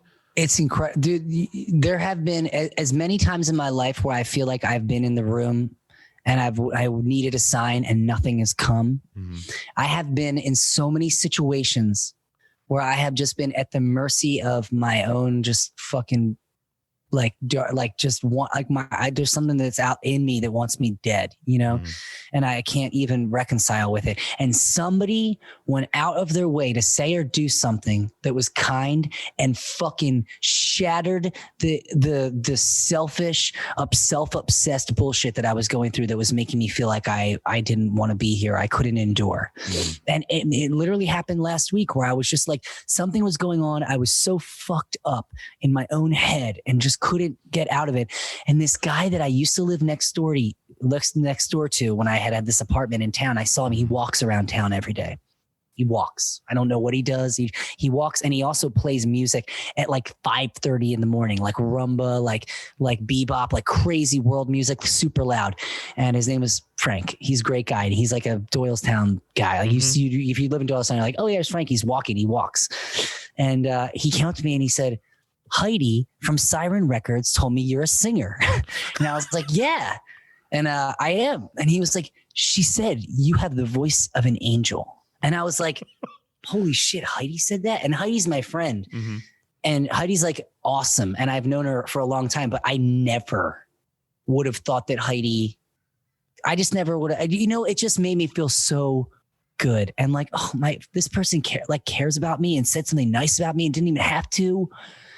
And then I had a record in my car and I was like, Frank, I have a record in my car. I can give it to you. And I left and I was like, I gave Frank the record and I left and I was like, holy shit. And I went right into Siren. And it was like Records, which is in Doylestown. And I was like, Heidi, I just got to let you know, you saw Frank, the guy who walks around, my old neighbor. Whatever he said to me, what you said to him, and it really made my day today in a way that I'm not going to get into it. I'm not going to get into it with you. Mm-hmm. But I just wanted you to know that your little going out of your way to say something nice about somebody else you didn't think about really made a huge difference to me. Thank you. Wow. Yeah. That's beautiful. And there have been so many times in my life where I'm like, somebody just like turned to me and just said something funny, or said something and looked at me in the eye. And I was like, oh yeah, I am a part of the human race. And as dismal as that can be at moments, like there are things in it. There are people in there that I resonate with. And those are the people that are worth sticking around for. 100%. 100%. Yeah. Have you seen that movie, Jeff Who Lives at Home? No. With Jason Segel? You need to watch this movie. It's all based on I Need a Sign, basically. Yeah, and this is why I love our podcast, okay? Because I got kids laughing from my OD. Loathe. Mm-hmm. Jeff Who Lives at Home. Jeff Who Lives at Home. Yeah, it's Jason Segel, who people say is my twin. He's from like Forgetting Sarah Marshall and those comedies. Yeah. This is like a dark comedy with Ed Helms from The Office and Susan Sarandon's in it. It's every comedy is a dark comedy if you look at it the right way. Correct. But yes, I love dark comedies. I'm so excited for that. And if you do watch it, text me afterwards if you cried. Okay. If you cried. Okay, I'm a crier. I cried. Oh my God. I'm a crier. Okay. But it's good. It's all about needing a sign, and everyone thinks you're crazy because you're looking for a sign, and you think you have the. And of course, he's smoking crazy amounts of weed. Anyway, I'm not going to ruin it for you, but it's a beautiful movie. Well, okay, so when I'm smoking lots of weed, I think everything's a sign. See, same situation, but no one around you thinks it's a sign. Yeah, and I'm just on a roll. But here's the thing: is like when you follow. I don't know. I shouldn't talk shit. I was just about to make some profound statement. And then I'm like, you know what? I don't know shit. I'm not good enough to say this shit. But all I know is that there have been times in my life where I have just gone for it and been like, yeah, this is it. And this is what's happening. And then all those things are good. Those are like, even though other people were like, no, dude, don't do that. That's stupid. I'm like, no, I know. I'm supposed to be a singer. And they're like, no, dude, you can't sing. And I'm like, I know, but I can mess up gracefully. Yes. So I'm going to be a singer. And then I made that happen. So yeah. Or crying to and I'll bring it up again on this podcast that we did last time, crying to the girl at the airport. I made a mistake and I need to go home. I cry. Yeah. And dude. when Colin said that story, we need to get Colin on this damn thing. Yeah, we should. We should do it. We're getting deep here with this shit. He's one of the most intelligent individuals I've ever known. Yes. And his podcast you did with him was so awesome hearing you guys talk because you guys have been friends so long, but you still were asking questions of each other you didn't somehow know already. Yeah. Well, I'm still learning so much about him, you know, like as an individual, and we grow and change a lot. I think that our love for music and art has been the theme that made us be friends in the beginning. And we've always been drawn to each other in weird ways. And I have so much respect for that dude. And he's like my partner, you know? Yeah. He's a beautiful human being. And I love him dearly. And I love that he lives in Portland. And I love that I didn't know that for like the first year and a half, like 5 minutes from my house. And we got to reconnect and it was awesome. And his podcast is great, but it was awesome. When I saw you were on there, I was like, I want to hear what Anthony and Colin talk about on a podcast. Yeah. And it was absolutely, it changed my expectations. We do a Circa podcast together that for the Circa Patreon, and I love it. And Colin, first of all, we do learn stuff about each other every time, but we have so much fun. Like, he's so good at podcasting. Like, he's good at conversation. Like, he's good at critical thinking. Like, it's one of his superpowers. And then I'm like pretty good at like just jumping off the high dive, you know? So he's the kind of guy he's going to be like, how much water's in the pool? You know what I mean? So we make a pretty good team in that way. Oh, it's great. It's absolutely great. And cause I would have jumped into some empty pools if it wasn't for that guy. Dude, I could see that being possible. I could see that being possible. Dude, this has been fucking, I've had you on the phone an hour and a half already. It's been an hour and a half. Yeah. See, that's the thing I like about this. This is why, I don't really do podcasts very much. Or I don't try not to do too much like interviewing because I'm nervous and it makes me it makes me self-conscious. I'm not great at conversation, but if I'm talking to my friends, I'm talking to you, I'm talking to Colin or Brendan, it's a different situation, different scenario. So, and then also I get off the thing and I have all these cool things that things to check out, you know, and who knows, like, you know, this song about this little thing adding in with the song, or like, you know, Loathe or Jeff It Lives at Home, all those things, they will ripple out of our relationship and out of this conversation into things that might make a song or might make a poem or might make a moment that I have with my children or something. And that is why we fucking do shit like this, you know? And that's not just because you got to sell advertising on a podcast thing. It's not just because I want to sell a record. It's because we want to be a part of a community together where, like I can shine your shoes and you can make my clock. And then my aunt can like fix your car. And then my cousin will make you breakfast. And then we make each other things and we stay connected and we keep alive that way. You know? Yeah. We thrive in that way. Dude, and think about if you do that on a track, what if that's a common thing? What if that's a common thing that people hear in the end? Yeah. But people that have survived it, what if someone hears that and it takes them back? With that? What if the record opens with that sound and then closes with that sound, like bookends with it? Even if it's just a subtle thing. Yeah. I'm going to play with it. Dude. I got to tell you this thing I'm working on though, because I'm excited about it. Yes, do. I had this idea. So my therapist was like, you know, why don't you write happy songs? And I was like, I do, but even the happy songs are like, she was like, listen, go home, stop being an asshole, write a happy song. And I was like, I can't. She was like, you can. You're just afraid that it's not going to be cool. Stop being an asshole, go home, write a happy song. Don't be afraid about it being cool and play it for me next week. And so I was like, oh, fuck. And I put it off. And one day I was like coming down to do my work. And I was like, I was going to like watch a fucking video or something on YouTube. And I was like, no, I'm going to write this happy song real quick, get this shit out of the fucking way. And then I'll work on whatever else I'm doing that day. And then I sat down and I was like, what could I write? I was like, oh, I used to kind of sing this idea. I used to sing this thing to the boys in the morning. And so I kind of put to like a Woody Guthrie fucking like nursery rhyme, like, cause he has those records where he sings those nursery rhymes. And like they were the same thing. And I just like put it to it and I was like, this is sick. I love this. Like, this made me feel good.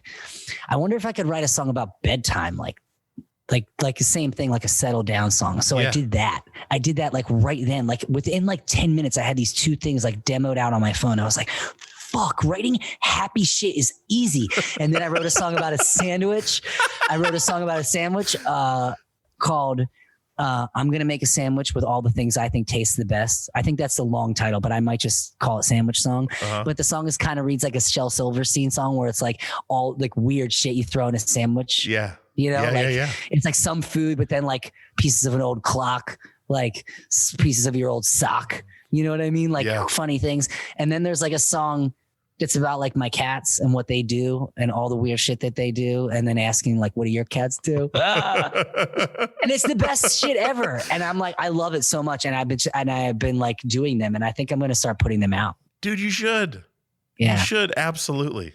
I think I'm going to make a series out of it called Let's Sing a Song Together and just put out like 4 or 5 songs at a time. Yeah. And have them be like happy songs that can be sung along to, like maybe songs you want to sing to like your pets or your kids or something. Dude, or I would play that shit for my kids. I would play that stuff for my kids all the time. And even something that if it gets stuck in your head, like today's going to be a good day type of fucking theme. Like, oh yeah, this isn't bad. You know what I mean? Like, I'm so tired. I need to settle down, but I'm going to do it again tomorrow. It's going to be good. Or like, I like sandwiches, or like, I don't know, like my cats are cool. Like just like things that are celebratory that aren't like, man, like about how much like I wanted to kill myself or something. Yeah. Dude, much like this conversation, like how we've just gone up and down, like down this road. There's so many pieces of you, Anthony, that there's so many sides and so many layers, and it's just fascinating. And I mean, that's a cool thing of it there too. If you put that stuff out, I would absolutely play that stuff for my kids. Like, they would love to hear that stuff. You know, and I play the stuff in the car. I can. There's a part of me that's like, oh yeah, I want to put that out, and is like, like there's a nugget in there somewhere deep underneath the surface. It's like, oh yeah, this is my job and this is what I can do. But more like, I'm just like, oh, this is going to be cool. And this makes me feel good and I can share it. And it makes me feel good in the same way that the sad stuff does, but I can put it out there. And like, yeah, maybe I can continue like the same way that we did the band in the beginning. Like, as long as I can continue to keep going and making more stuff like this, like all I need is enough to do that. And then I'm good. And that's a really good feeling. You know what I mean? Like, I think it would be more difficult if you were like, yeah, I want to climb the charts, or I want to be like the biggest band ever. You know, like your boys, you know, the Portugal Boys didn't think that. They were just like, I want to make shit I love. I want to make people dance. I want to fucking test band. I want to and that's where, when things are born from that place, they're divine in that way. Absolutely. 100%, dude. Yeah. You should call it stop being an asshole, or stop being a butthead, and then kids could listen to it. Dude, I thought of, okay, so I found these 3 kid songs that I wrote before I went into rehab like 7 or 8 years ago for heroin. And they're weird. One of them's like about making friends with a squirrel, and it's bad. It's not a good song. Like these songs that I'm working on right now, I think are kind of cool little ditties. This song was just like, it sounded like you could hear the heroin. Oh, and I was going to release them as a thing being like called Kid Songs Sung in the Key of H. But then I thought that's not funny. That's not that would funny. be, fuck. That would be, I would think it's funny. I could see the irony in it. I think Brendan would laugh at it. My brother would laugh at it. And then people would be like, what's wrong with you, dude? Are you okay? Yeah, dude. Fuck. One thing I have to ask you about that I actually was thinking, like, I was like, I have to have one thing I legitimately want to have as just no rush, dude. If you got whatever, man, I'm here. No, I appreciate that. But I saw it was on Twitter.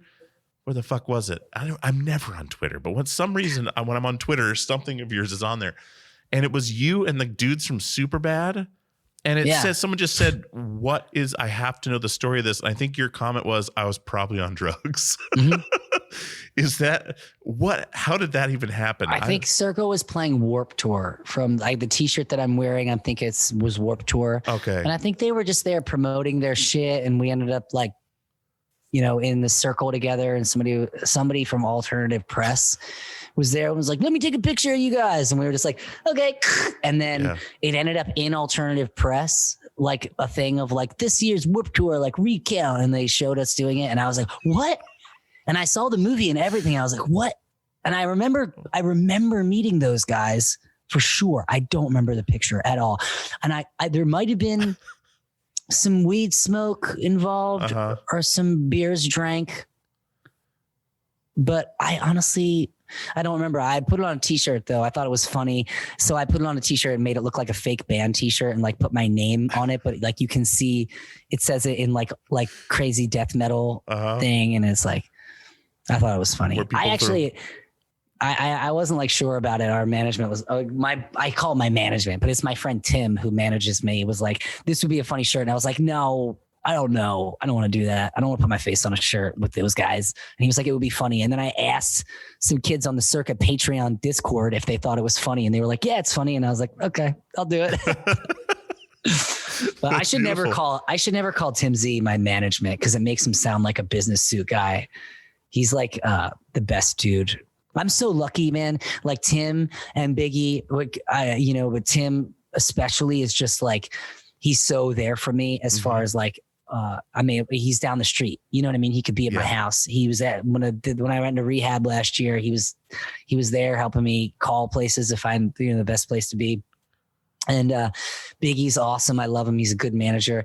He's a good friend. And like my bands, all the bands that I'm in, from Sound of Animals to fucking Circa and Seosin, all people that I just really care about.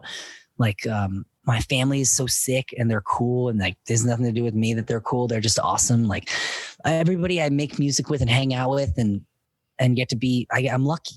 Yeah. Really, really lucky. I have very few assholes that are present in my life in a like a high lit way. Dude, you are incredibly lucky, and from so many angles. And yeah, and the more people you have like that around you, the less those assholes are going to creep into that. Yeah. You know what I mean? Yeah. And I think it's just because you're lucky doesn't mean you don't go through like an emotional turmoil, or you don't go through pain or whatever. I hate just because of our conversation about it, you feel things, sometimes I feel guilty about feeling bad, but I think that when you focus on gratitude, it's easier to get through those times where shit is just blinding, where you're blinded by all of the negativity you're feeling, to see how lucky you are and how great everything is, Absolutely, dude. And yeah, that gratitude is paramount to success. Your beard looks really good. Thank you. Your beard looks really good. Thank I you love very it. much. Yeah. It's nice seeing those eyes. I'll tell you that. Yes. You have those eyes, man. Your boys have them too. It seems like I can see you in them so much. Dude, those boys, I'm in trouble, dude. Those boys are they're something else. Yeah. Well, they're going to be amazing, and they are already amazing. Dude. They're so amazing. And people they're so incredible. They're the coolest. Like, people think because you have kids that, right? We talked about this before, like that you love kids, and like I don't really like kids that much. Like I don't like they're like kind of annoying, and they're all kind of big assholes, and they're smelly, and they can't do anything themselves. But my kids are pretty cool, and they're like they learn a lot, and I can talk to them like normal, and be honest with them about stuff. Like I had a friend that I hadn't talked to in a long time, and I was like, should I call him? I miss my friend, and we had a falling out, and I talked to my kids about it. I was like, what do you guys think? Should I call Uncle Jeff? And they were like, call him, man. Call him right You guys should make up. And we did. And I did. And I remember thinking like, dude, my kids are smarter than me, and they're cooler than me. And they teach me they came to me at a time in my life where I really needed them. So hopefully I don't hurt them too much, and I don't, fuck them up too much. But dude, that being said though, like some of that is what makes people who they are, going through like me. Even my parents did this, or my parents were this way, like it starts to shape, and it's part of their story. It's part of who they are. For a long time, I felt like I think that I removed myself from the idea that I was touring, so I was making money for them, and it was okay to be gone for so much. And I'd come home with Circa, and then I'd go on a solo tour, and then I'd be home from that, and I'd go out for Seosin shows, and I always had shit. And I think it was like, I'm working, I'm being creative, and your kids don't really give a shit, if you're a band guy, or if you're a guy that has a suitcase and tie, like they don't see you. They just want you around. They don't give a shit if you're cool or if you're fit or whatever. They just want your attention. They want to build Legos with you. They want to draw with you. They want your love, you know? And in the same way that we didn't get certain things as a kid, we can make up for that and stop that. And we can give them all of those things, you know? Yeah. But how do you do it? How do you do it when it wasn't done to you? Exactly. You know? Exactly. So, therein lies the challenge. Therein lies one of the many challenges. Exactly. How are you with imagination? Like I know you're a creative individual. I can't play with my kids like they want me to play with them. I can't dream up scenarios of what this Barbie's doing or what this Lego set's doing. I can't do it. Like when I was a kid, I used to line my matchbook cars up and just like park them in a garage and look at them. Like my G.I. Joes, I would just set them up and look at them. I wouldn't create stories. But my daughter's like, no, you do this. Like this is her backstory. Like, and I'm like, I can't. Okay, you tell me what to do. And I have such a hard time initiating play with my kids. I think my kids probably get annoyed at the amount of fantasy that I inflict on them in their life, because I'm like constantly doing that. Like I constantly am teasing them and playing fun games, you know, until like they're like, Dad, stop. You know what I mean? Like I'll tease, like, oh my God, like just like, okay, so when I put my youngest two in bed at night, and I do it almost every night now I'm home, and which is such a gift.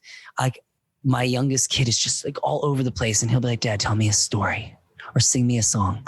And I'll make up a song on the spot, and I'll make up a story on the spot, and I'll let it go, and I'll make it boring. And I'll start going one direction. I'll make it so he falls asleep. Yeah. But like and then when we start playing, like we'll start building Legos, and then we'll build a set, and then we'll have the set. It'll be a war, and then we'll be battling each other, and then we'll have forts. And like I'm in constant play mode. I need to get grounded and be down to earth. Yeah. I need a team around me that's going to say, okay, fireworks aren't possible. You shouldn't do it outside. You shouldn't do this. You should put the knife down. Like I need to be parented in my career, just like I do with my kids. And so I play with my kids and I am involved with them in that way. But then there are times where I'm like, you shouldn't play with the lighter, or, you know, like, you know what I mean? Like where I have to trust that they're not going to run out into the street because I've told them 1,000 times, and you know what, they might, you know, and I just have, you know, it's like, it's parenting's a tricky thing, dude. It's my constant struggle. But my kids are good. Struggle. Like they listen to me. They're healthy. I can tell them things a couple times and then they get it. And then if they don't, I take their Legos away or something, or they whatever, and they get pissed, but then they forgive me and then they make up for it. They listen, you know, like, yeah. They're good boys, dude. And they're really intuitive. Like they're not like boys, you know, that they don't believe in boy colors and girl colors. Like my one son is experimenting with, you know, Luke is actually, I shouldn't even call it. Luke is or wants me to refer to him as they, them. And he wears a dress half the time, and he puts on makeup all the time because he likes putting on makeup and he just loves it. Yeah. Then he doesn't have to worry about, you know, any weirdness coming from his family. You know, his family is experimental. Like if my kids want to wear their fucking Halloween costume all year around, if they want to draw all over their face with marker, I don't give a shit. I'm not going to fucking worry about what other people like, you know, and they have that freedom of being able to be themselves. I'm not necessarily the dad that's going to be like, quiet down, you know, like there are times to be quiet, and I will remind them of that, but they're so good at those times to be quiet because I give them time to make so much fucking noise that they hate it. Yeah. You know what I mean? Yeah. Yeah. That's a beautiful thing too. And that's one thing that fucked me up too as a kid was my parents always used to say that you can always come home. Like no matter what happens to you in the world, you can come home and you're safe here. But at the same time, they're indoctrinating these awful things of hide this, hide that. Okay, we're going to act like this here. That was the biggest mind fuck because I wanted to take comfort in those words. It was almost like this too shall pass. Yes, it will. But then there's something else, like, you know, like, it was just this weird yin and yang. Yeah. So I was never able to really find comfort in that. So I'm hoping I can instill that in my kids to where they actually feel that when they're at home, but it's hard.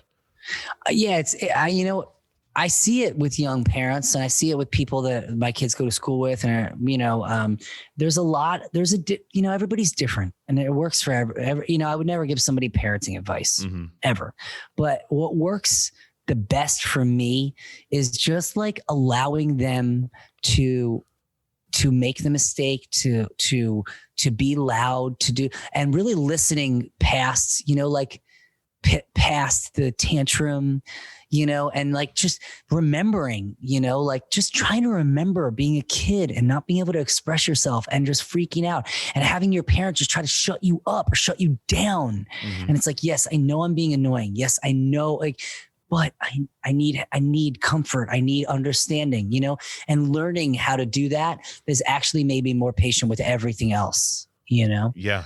Yeah. Cause that's, you have to be. And if you're not, then you're really setting yourself up. Cause as a parent, like if I was like trying to solve all their problems and trying to be a helicopter parent, like I would be so miserable, dude. My partner would be miserable, you know, you know, so it's like we sort of pick and choose our battles, and then we're always there for them. Yeah. You know, like the other day, my son was at the skate park. He was in his dress and some other kid called him gay. Really? So he comes up, some other kid at the skate park said something, made some joke. Yeah. And, or said like your nails are pink, like pink is gay or something like that to the effect of him. And he came up to me and he told me.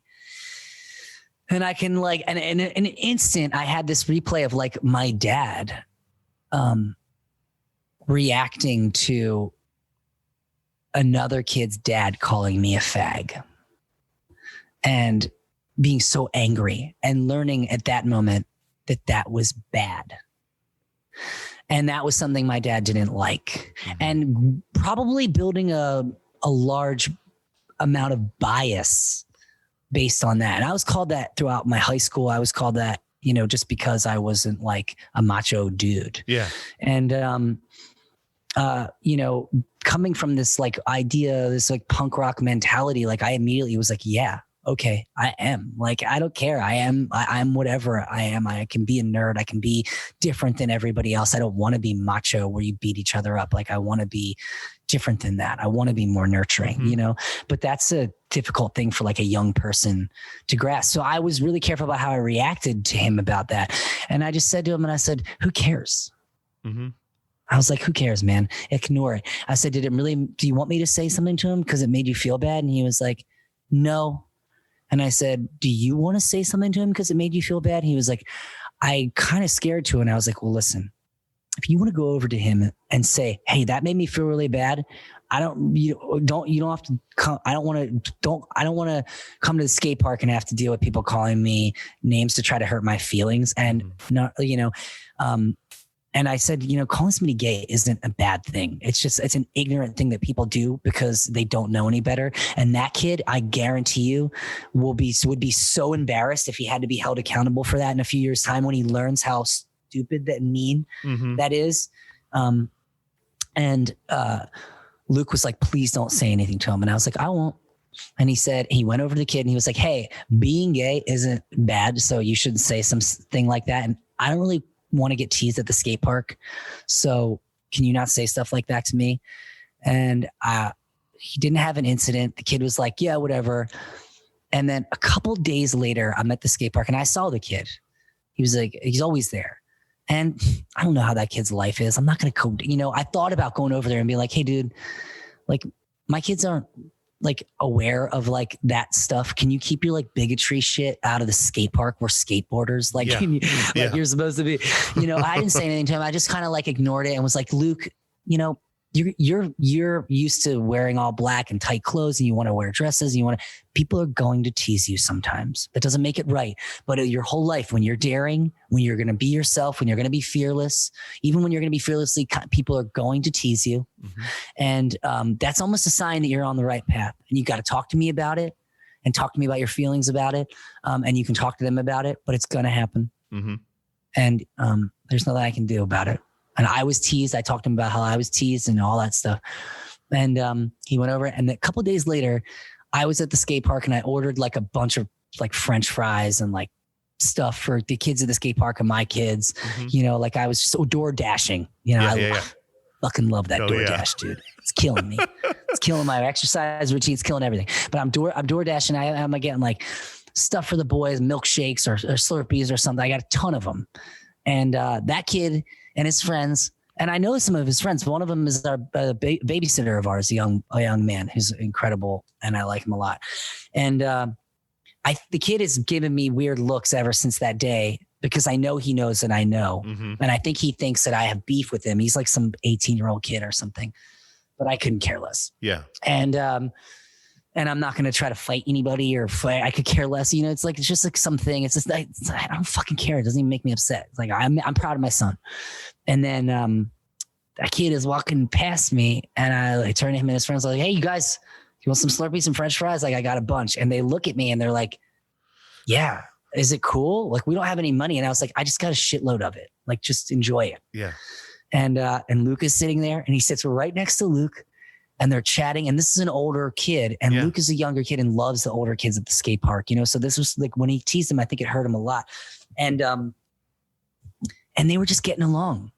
And this kid was like so happy and was so like stoked to have a Slurpee and French fries. And I think was also stoked to be relieved because it was like, oh, this guy isn't mad at me. Mm-hmm. And I don't have to feel tense, or I don't have to feel like weird when I see him every day at the skate park or whatever. Yeah. And maybe I was reading into all of it, but I felt better about it. And it was like this cool thing where like Luke and he were talking, and every time I see Luke and this kid, like he pounds Luke out, and and I think this, maybe my greatest hope is that this kid realized, like, maybe I said that to be funny, or I said that to be, to say, and I realized that it wasn't funny, and maybe he never says that to somebody again. Yeah, dude, that's one. Or maybe he thinks twice about it.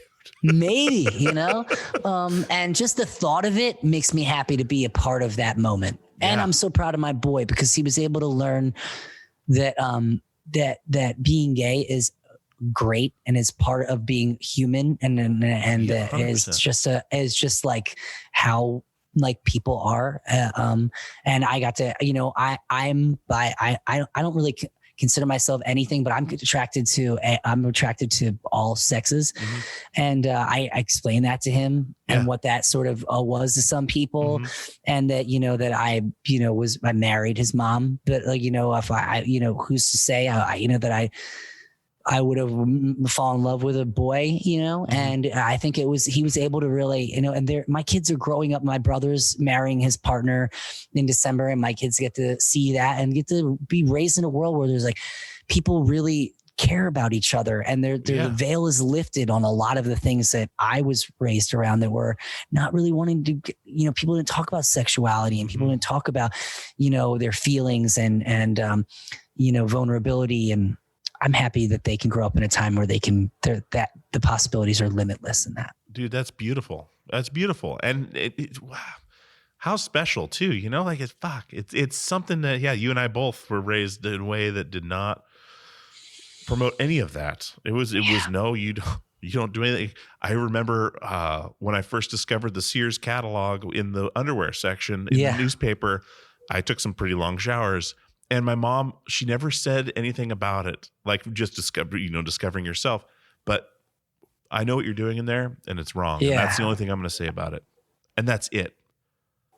To this day, I still have shame about, like, if I see my wife comments all the time, like, what's wrong with this? It's just a bra ad, or it's like a girl in a swimsuit. I'm like, well, you should be. She's like, you're so weird about the body. And I was like, I think it stems back to that one comment from my mother that she could have handled that in any number of different ways, but to just shame it like that was just like, oh my God. Okay. And I remember like being a real young kid, and like me and like a kid that lived in my neighborhood were like used to like kiss each other. Mm-hmm. And like, it was just a thing where like, we would like kiss each other. We were like mimicking adults. Yeah.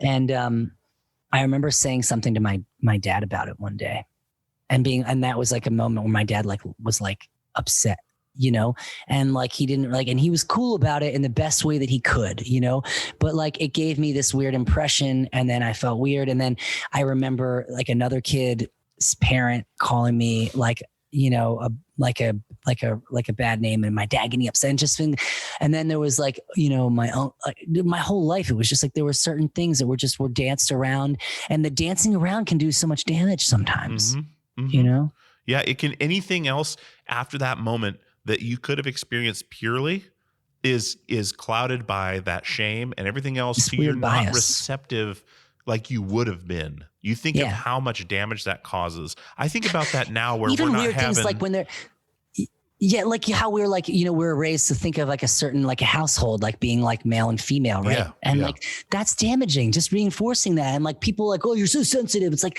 not really. Like when I spend my whole life talking to my boys about being married to a woman, then they're gonna think that's what is supposed to happen. That's just the way it is. Mhm. But if I say a partner or somebody else in it, then their experience in that way is not shrouded by like that bias. And I want them to fall in love with whomever they're going to fall in love with, you Yeah, know, exactly. and not wonder if it's going to piss their dad off or some guy in the clouds is judging everything they do. Yeah, exactly. And that's something that if everyone thought that way, you think the world would be a way better place. But it's just unfortunate. Hello, cat. You look so sinister holding a cat. Just you're like Hello. Dr. Evil. Hello, Dewey. Hello. Hello, Dewey. Look into my eyes. I am the cat. I love this cat so much.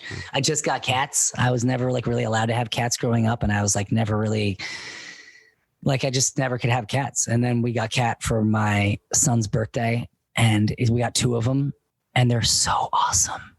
They're little female, like brindle kittens. And, their names are, I named them, Lenny and Carl from The Simpsons, but then my wife didn't like that. So she started calling them different names. And then I think they're called like Ruth from Ruth Bader Ginsburg and then Agnes. I don't really know what the name counted. I call them kitties. I was like, give me your kitties. And they don't come. I'm like, give me your kitties. And they go, yeah, right. and they did nothing. And then when I'm sitting here like playing or tracking, they'll pop up on my shoulder or they'll come up and give me love and they'll sit on my lap. And it's like, oh, I love you so much. Right at the right time. Right when you need it most. When really they're both just like waiting for me to die so they can eat my corpse. Yes. They start with the face is what I'm told. I'm like, oh, they come up and they give me a little kiss. Like, and then I'm like, though, they're just looking for food crusts on my face. Oh my God. Dude, my dog's the same way. That's the only What time kind he of dog shows you love. It's a rescue dog. So he's like a part pit bull and greyhound. Okay. Looks like a gremlin. It's Yeah, but love a that. muscular gremlin. And yeah, we named him Lou after Lou Reed. And he I actually ended up calling him Lewis now when I get Lewis. Lewis. I love when dogs have like people names like that. Yeah, like Steve or Like Rick. Henry, Henry. you know? Exactly. Yeah, because then you're Well, yelling it out the house and people are like, oh, did you lose his kid? Where are you? It's 6:30. I got to take my kids to the skate park. All right, my friend. Well, Hey, dude, but I'm gonna text you the song that I'm writing about a sandwich because I'm serious. do it. I'm serious about it. Dude, let me know what you think of Loathe and let me know what you think of that movie. It's Yeah, I might put on Jeff Who Lives at Home tonight. I think it's on Netflix if Okay. you have it. But dude, thank you so much. I need the break because I can't stop with this fucking election shit. Yeah, dude, we haven't talked about that at all, and I love it. I love it. We too. just had a great That's- time before the world could do whatever tomorrow, Yeah, right? yeah. Dude, thank you, and thank you for being so open and honest with stuff. Hey, you know what's It's so a big cool? deal It's to me. like we can have this podcast be on in like 2 weeks, and it won't be dated because all we did was talking about the day before the election. Exactly. Okay, wait. Let's do some pre-recorded shit. Where like, man, so and so really so and so'd. Dude, absolutely so and so. And so state really dropped the ball / did the good thing. And then that one thing And- happened and they didn't count any of those. And Dude, then I just hope that if fucking Sleepy Joe wins that we can keep him accountable. And because I like Kamala Harris a lot. Mhm. And I see his presidency and him getting elected as just a step toward what we need to happen. Yep. And it's like a series of events, dude. It's not just one thing. Like, Easing it in. okay, first we need to get that guy in. Then we need to make voting more fair, get rid of the electoral college.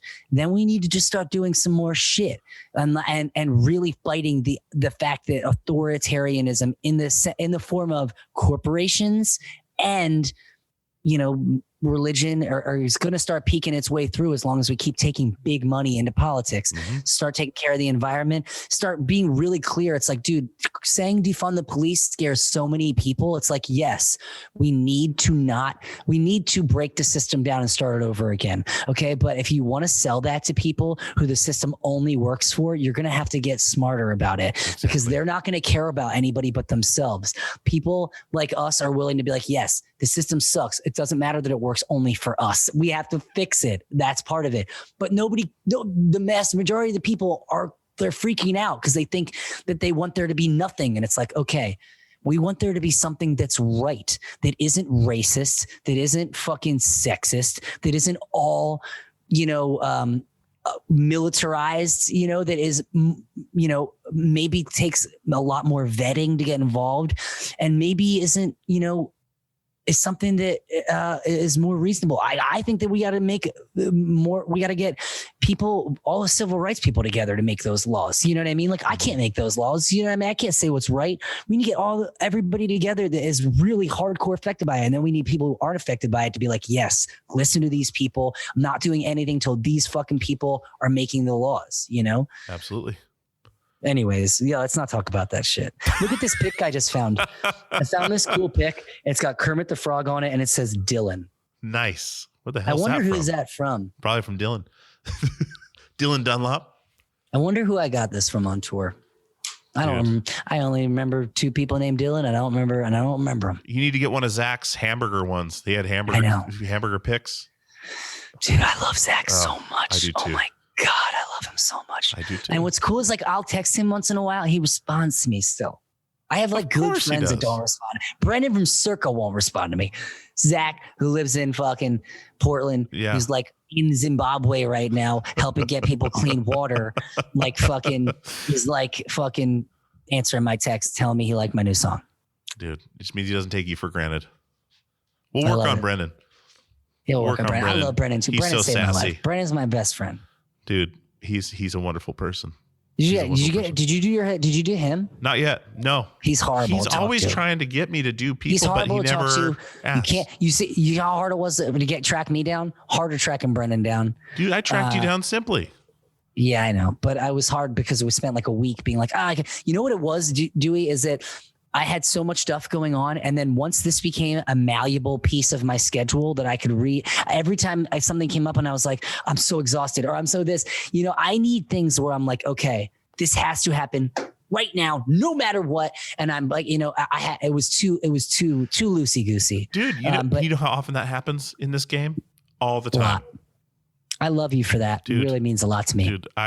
Dude, this means a lot to me. And I appreciate, all the stuff we talked about. I'll try to make it not 10, 100 years before we do this again. Dude, we should do it once a year. Circa right now might have a new record out before 2023. There you go. We should do this once a year. Do a once a year check-in, dude. I'm down, dude. It's easy. This is easy. I just downloaded this app called Anchor, and I'm gonna start trying to do a radio show. Spotify said they could put it on there. I can see anybody could do it on Spotify, but I'm gonna start a radio show where I pick my own songs. Yeah. Perfect. Yeah. That'd be awesome, dude. Keep me posted on this stuff. I love you, man. I love you too. Have fun at the skate park. Thanks. All right, buddy. See you later. All right, guys. I hope you enjoyed that conversation with Anthony Green from Circa Survive, from Seosin, from Sounds Animals Fighting, his solo career as Anthony Green. What an awesome dude, and what a crazy conversation. This went all over the place, some dark spots, some light spots. And I think we're going to make this a yearly thing. I think Anthony and I will get together once a year and just check in and see what happens. I know you guys have been liking the part twos. I've gotten a lot of feedback that you guys are stoked that we've been following up with a lot of your favorite guests. Colin from Circa Survive as well on Christmas. I got a huge response from that as far as people wanting him back on the show, which I had a hard time not saying, hey, wait till tomorrow when it actually comes out. I feel like I'm on the same page as you guys on a lot of ways. So that makes me feel good that I'm switched on to what you guys want to hear. So anyways, I am going to get out of here. I've got a ton to do. We've got a lot coming up. I've got a ton in the hopper already. I've got a ton of interviews this week. It's been just a fucking whirlwind. So thank you guys for coming back week after week. I hope you enjoyed this conversation with Anthony. Give me a shout on email. Let me know what you thought. Yeah, I'm just stoked. 2021, here we go. All right, guys, as always, we'll see you on the radio.